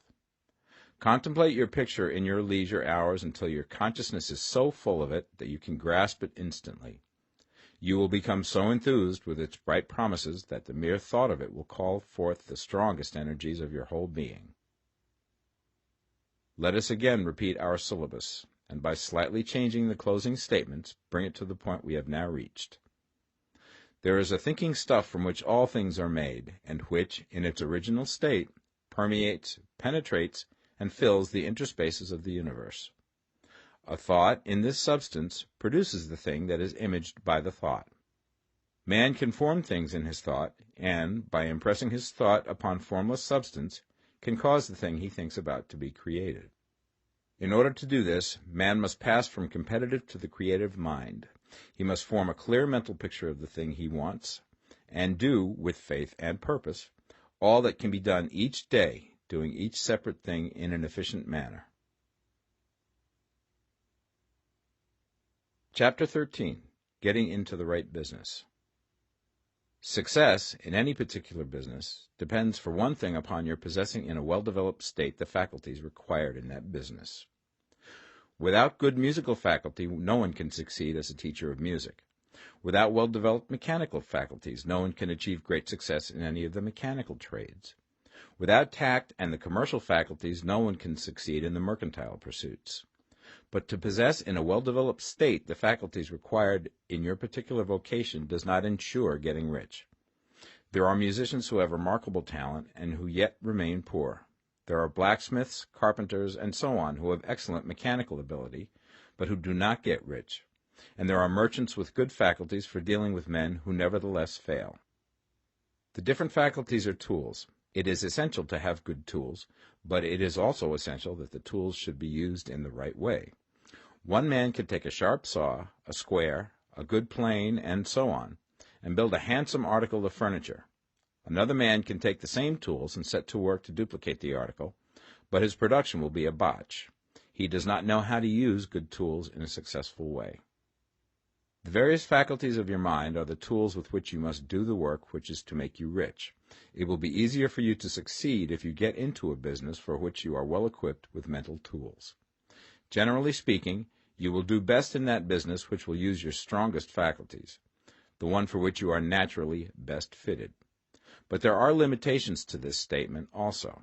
No man should regard his vocation as being irrevocably fixed by the tendencies with which he was born. You can get rich in any business, for if you have not the right talent you can develop that talent. It merely means that you will have to make your tools as you go along, instead of confining yourself to the use of those with which you were born. It will be easier for you to succeed in a vocation for which you already have the talent in a well-developed state, but you can succeed in any vocation, for you can develop any rudimentary talent, and there is no talent of which you have not at least the rudiment. You will get rich most easily in point of effort if you do that for which you are best fitted, but you will get rich most satisfactorily if you do that which you want to do. Doing what you want to do is life, and there is no real satisfaction in living if we are compelled to be forever doing something which we do not like to do, and can never do what we want to do. And it is certain that you can do what you want to do. The desire to do it is proof that you have within you the power which can do it. Desire is a manifestation of power. The desire to play music is the power which can play music seeking expression and development. The desire to invent mechanical devices is the mechanical talent seeking expression and development. When there is no power, either developed or undeveloped, to do a thing, there is never any desire to do that thing. And where there is strong desire to do a thing, it is certain proof that the power to do it is strong, and only requires to be developed and applied in the right way. All things else being equal, it is best to select a business for which you have the best developed talent. But if you have a strong desire to engage in any particular line of work, you should select that work as the ultimate end at which you aim. You can do what you want to do, and it is your right and privilege to follow the business or avocation which will be most congenial and pleasant. You are not obliged to do what you do not like to do, and should not do it except as a means to bring you to the doing of the thing you want to do. If there are past mistakes whose consequences have placed you in an undesirable business or environment, you may be obliged for some time to do what you do not like to do. If you feel that you are not in the right vocation, do not act too hastily in trying to get into another one. The best way, generally, to change business or environment is by growth. Do not be afraid to make a sudden and radical change if the opportunity is presented, and you feel after careful consideration that it is the right opportunity. But never take sudden or radical action when you are in doubt as to the wisdom of doing so. There is never any hurry on the creative plane, and there is no lack of opportunity. When you get out of the competitive mind, you will understand that you never need to act hastily. No one else is going to beat you to the thing you want to do. There is enough for all. If one space is taken, another and a better one will be opened for you a little further on. There is plenty of time. When you are in doubt, wait. Fall back on the contemplation of your vision, and increase your faith and purpose. And by all means, in times of doubt and indecision, cultivate gratitude. A day or two spent in contemplating the vision of what you want, and in earnest thanksgiving that you are getting it, will bring your mind into such close relationship with the Supreme that you will make no mistake when you do act. There is a mind which knows all there is to know, and you can come into close unity with this mind by faith and the purpose to advance in life, if you have deep gratitude. Mistakes come from acting hastily, or from acting in fear or doubt, or in forgetfulness of the right motive, which is more life to all and less to none. As you go on in the certain way, opportunities will come to you in increasing number, and you will need to be very steady in your faith and purpose, and to keep in close touch with the all-mind by reverent gratitude. Do all that you can do in a perfect manner every day, but do it without haste, worry, or fear. Go as fast as you can, but never hurry. Remember that in the moment you begin to hurry, you cease to be a creator and become a competitor. You drop back upon the old plane again. Whenever you find yourself hurrying, call a halt. Fix your attention on the mental image of the thing you want, and begin to give thanks that you are getting it. The exercise of gratitude will never fail to strengthen your faith and renew your purpose. Chapter 14. The Impression of Increase. Whether you change your vocation or not, your actions for the present must be those pertaining to the business in which you are now engaged. You can get into the business you want by making constructive use of the business you are already established in, by doing your daily work in a certain way. And in so far as your business consists in dealing with other men, whether personally or by letter, the key thought of all your efforts must be to convey to their minds the impression of increase. Increase is what all men and women are seeking. It is the urge of the formless intelligence within them, seeking fuller expression. The desire for increase is inherent in all nature. It is the fundamental impulse of the universe. All human activities are based on the desire for increase. People are seeking more food, more clothes, better shelter, more luxury, more beauty, more knowledge, more pleasure. Increase in something, more life. Every living thing is under this necessity for continuous advancement. Where increase of life ceases, dissolution and death set in at once. Man instinctively knows this, and hence he is forever seeking more. This law of perpetual increase is set forth by Jesus in the parable of the talents. Only those who gain more retain any. From him who hath not shall be taken away even that which he hath. The normal desire for increased wealth is not an evil or a reprehensible thing. It is simply the desire for more abundant life. It is aspiration. And because it is the deepest instinct of their natures, all men and women are attracted to him who can give them more of the means of life. In following the certain way, you are getting continuous increase for yourself, and you are giving it to all with whom you deal. You are a creative center from which increase is given off to all. Be sure of this, and convey assurance of the fact to every man, woman, and child with whom you come in contact. No matter how small the transaction, even if it be only the selling of a stick of candy to a little child, put into it the thought of increase, and make sure that the customer is impressed with the thought. Convey the impression of advancement with everything you do, so that all people shall receive the impression that you are an advancing man, and that you advance all who deal with you. Even to the people whom you meet in a social way, without any thought of business, and to whom you do not try to sell anything, give the thought of increase. You can convey this impression by holding the unshakable faith that you, yourself, are in the way of increase, and by letting this faith inspire, fill, and permeate every action. Do everything that you do in the firm conviction that you are an advancing personality, and that you are giving advancement to everybody. Feel that you are getting rich, and that in doing so you are making others rich, and conferring benefits to all. Do not boast or brag of your success, or talk about it unnecessarily. True faith is never boastful. Wherever you find a boastful person, you find one who is secretly doubtful and afraid. Simply feel the faith, and let it work out in every transaction. Let every act and tone and look express the quiet assurance that you are getting rich, that you are already rich. Words will not be necessary to communicate this feeling to others. They will feel the sense of increase when in your presence and will be attracted to you again. You must so impress others that they will feel that in associating with you they will get increase for themselves.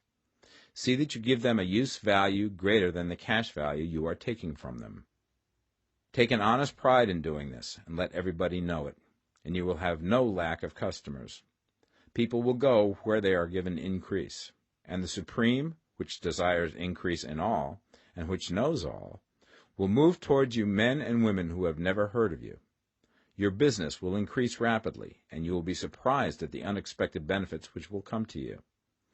You will be able from day to day to make larger combinations, secure greater advantages, and to go on into a more congenial vocation if you desire to do so. You must never lose sight of your vision of what you want, or your faith and purpose to get what you want. Let me here give you another word of caution in regards to motives. Beware of the insidious temptation to seek for power over other men. Nothing is so pleasant to the unformed or partially developed mind as the exercise of power or dominion over others. The desire to rule for selfish gratification has been the curse of the world. For countless ages, kings and lords have drenched the earth with blood in their battles to extend their dominions. This not to seek more life for all, but to get more power for themselves. Today, the main motive in the business and industrial world is the same. Men marshal their armies of dollars and lay waste the lives and hearts of millions in the same mad scramble for power over others. Commercial kings, like political kings, are inspired by the lust for power. Jesus saw in this desire for mastery the moving impulse of that evil world he sought to overthrow. Read the 23rd chapter of Matthew and see how he pictures the lust of the Pharisees to be called master, to sit in the high places, to domineer over others, and to lay burdens on the backs of the less fortunate. And note how he compares this lust for dominion with the brotherly seeking for the common good to which he calls his disciples. Look out for the temptation to seek for authority, to become a master, to be considered as one who is above the common herd, to impress others by lavish display, and so on. The mind that seeks for mastery over others is the competitive mind, and the competitive mind is not the creative one. In order to master your environment and your destiny, it is not at all necessary that you should rule over your fellow men, and indeed, when you fall into the world's struggle for the high places, you begin to be conquered by fate and environment, and your getting rich becomes a matter of chance and speculation. Beware the competitive mind. No better statement of the principle of creative action can be formulated than the favorite declaration of the late Golden Rule Jones of Toledo. What I want for myself, I want for everybody. Chapter 15. The Advancing Man. What I have said in the last chapter applies as well to the professional man and the wage earner as to the man who is engaged in mercantile business. No matter whether you are a physician, a teacher, or a clergyman, if you can give increase of life to others and make them sensible of the fact, they will be attracted to you and you will get rich. The physician who holds the vision of himself as a great and successful healer, and who works towards the complete realization of that vision with faith and purpose, as described in former chapters, will come into such close touch with the source of life that he will be phenomenally successful. Patients will come to him in throngs. No one has a greater opportunity to carry into effect the teaching of this book than the practitioner of medicine. It does not matter to which of the various schools he may belong, for the principle of healing is common to all of them, and may be reached by all alike. The advancing man in medicine, who holds to a clear mental image of himself as successful, and who obeys the laws of faith, purpose, and gratitude, will cure every curable disease he undertakes, no matter what remedies he may use. In the field of religion, the world cries out for the clergyman who can teach his hearers the true science of abundant life. He who masters the details of the science of getting rich, together with the allied sciences of being well, of being great, and of winning love, and who teaches these details from the pulpit, will never lack for a congregation. This is the gospel that the world needs. It will give increase of life, and men will hear it gladly, and will give liberal support to the man who brings it to them.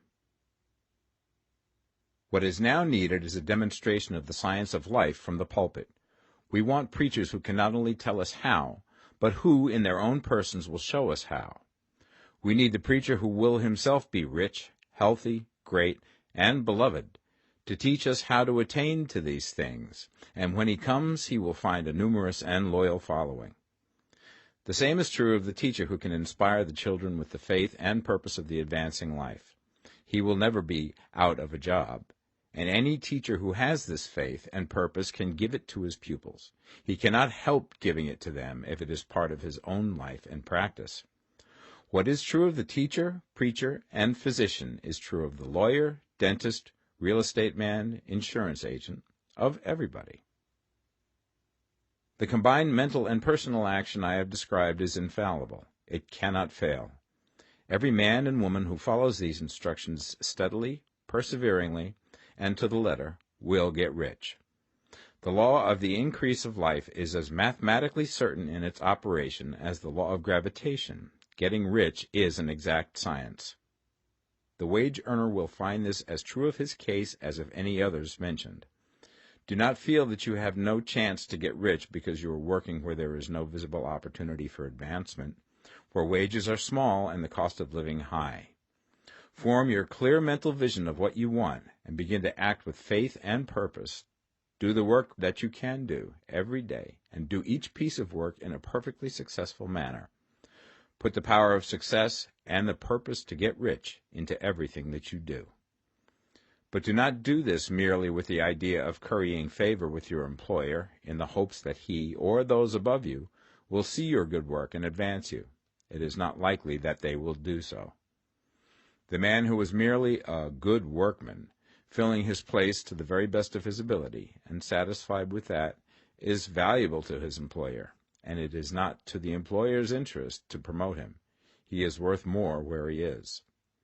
To secure advancement, something more is necessary than to be too large for your place.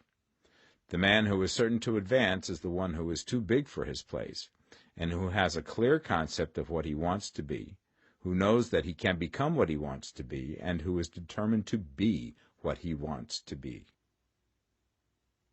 Do not try to more than fill your present place with a view to pleasing your employer. Do it with the idea of advancing yourself. Hold the faith and purpose of increase during work hours, after work hours, and before work hours.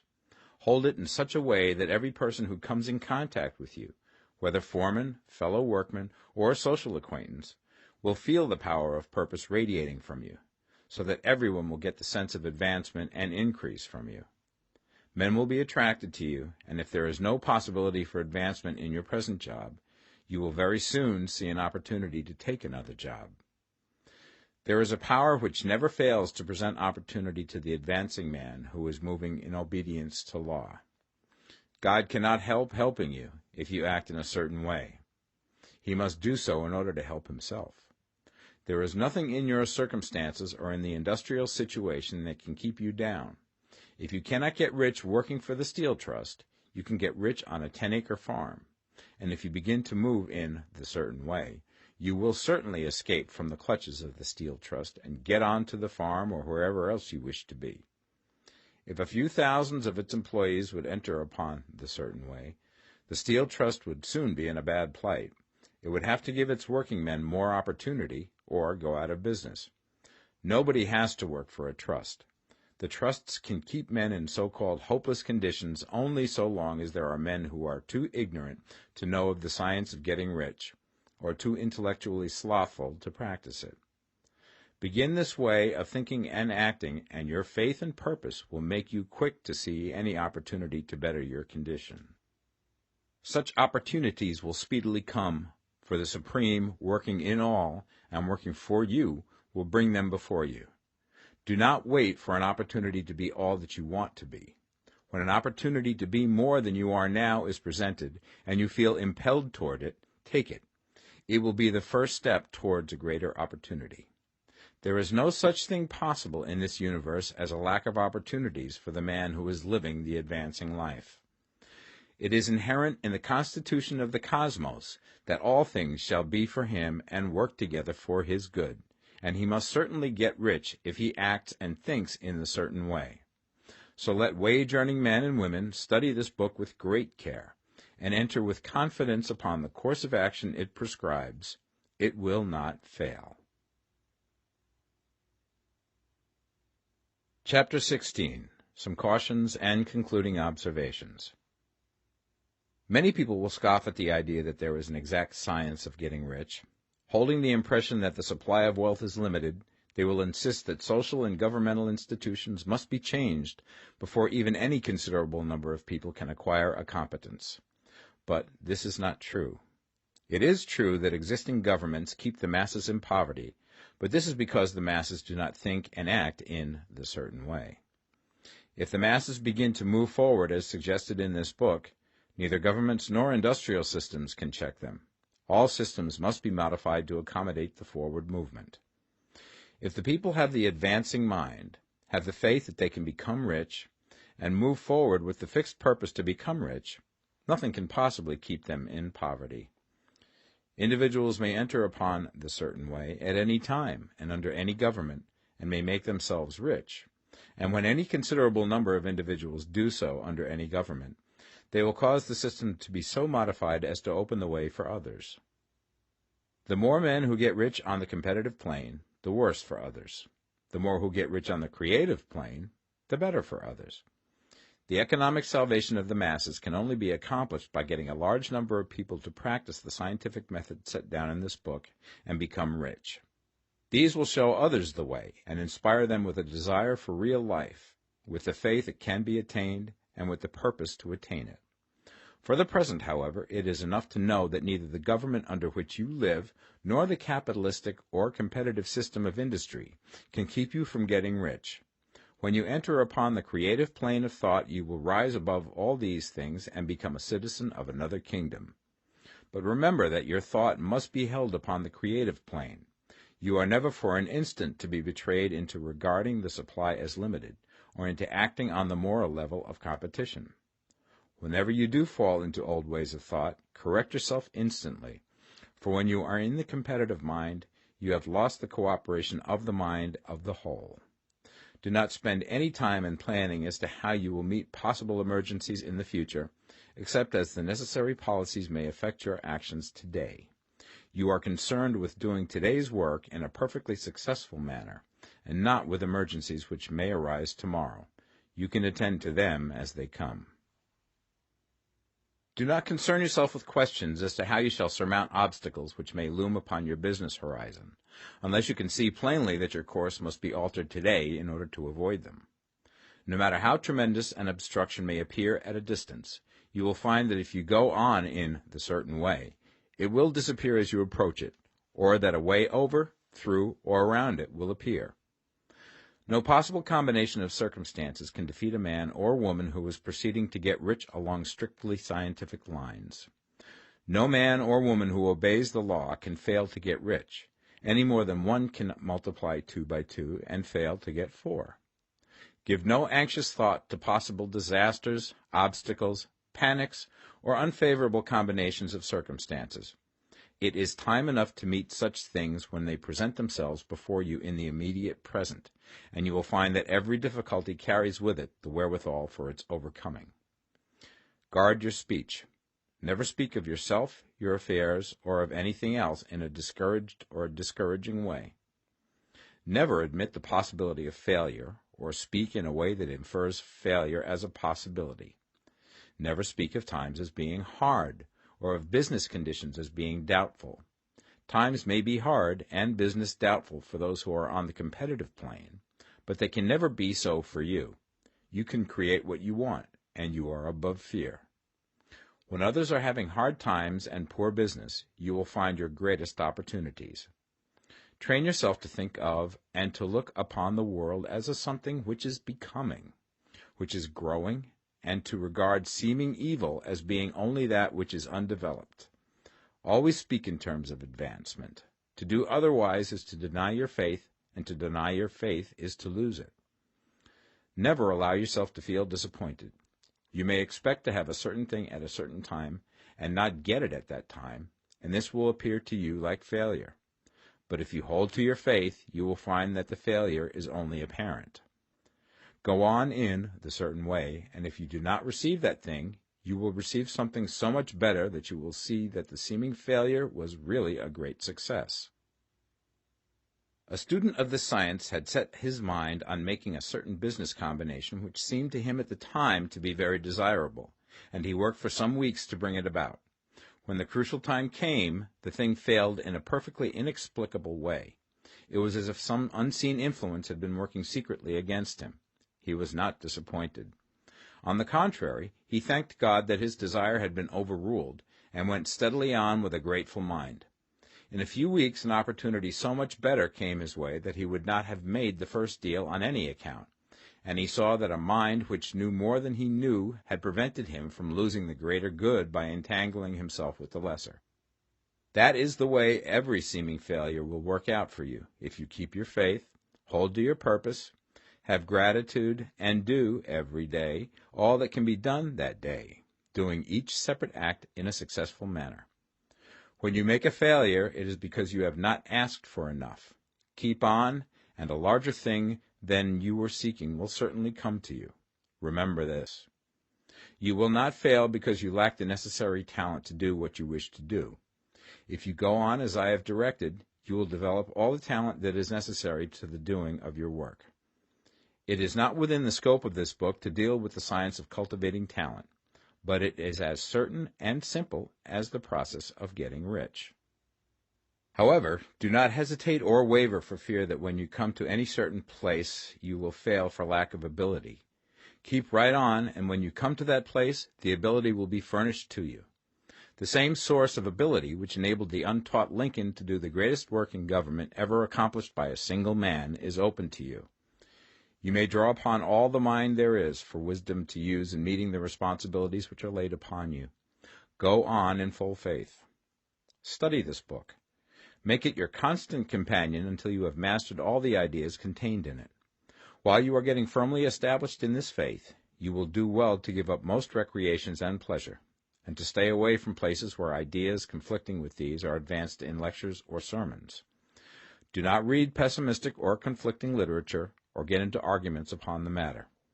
Do very little reading, outside of the writers mentioned in the preface. Spend most of your leisure time in contemplating your vision, and in cultivating gratitude, and in reading this book. It contains all you need to know of the science of getting rich, and you will find all the essentials summed up in the following chapter. Chapter 17. Summary of the Science of Getting Rich. There is a thinking stuff from which all things are made, and which, in its original state, permeates, penetrates, and fills the interspaces of the universe. A thought in this substance produces the thing that is imaged by the thought. Man can form things in his thought, and by impressing his thought upon formless substance can cause the thing he thinks about to be created. In order to do this, man must pass from the competitive to the creative mind, otherwise he cannot be in harmony with the formless intelligence, which is always creative and never competitive in spirit. Man may come into full harmony with the formless substance by entertaining a lively and sincere gratitude for the blessings it bestows upon him.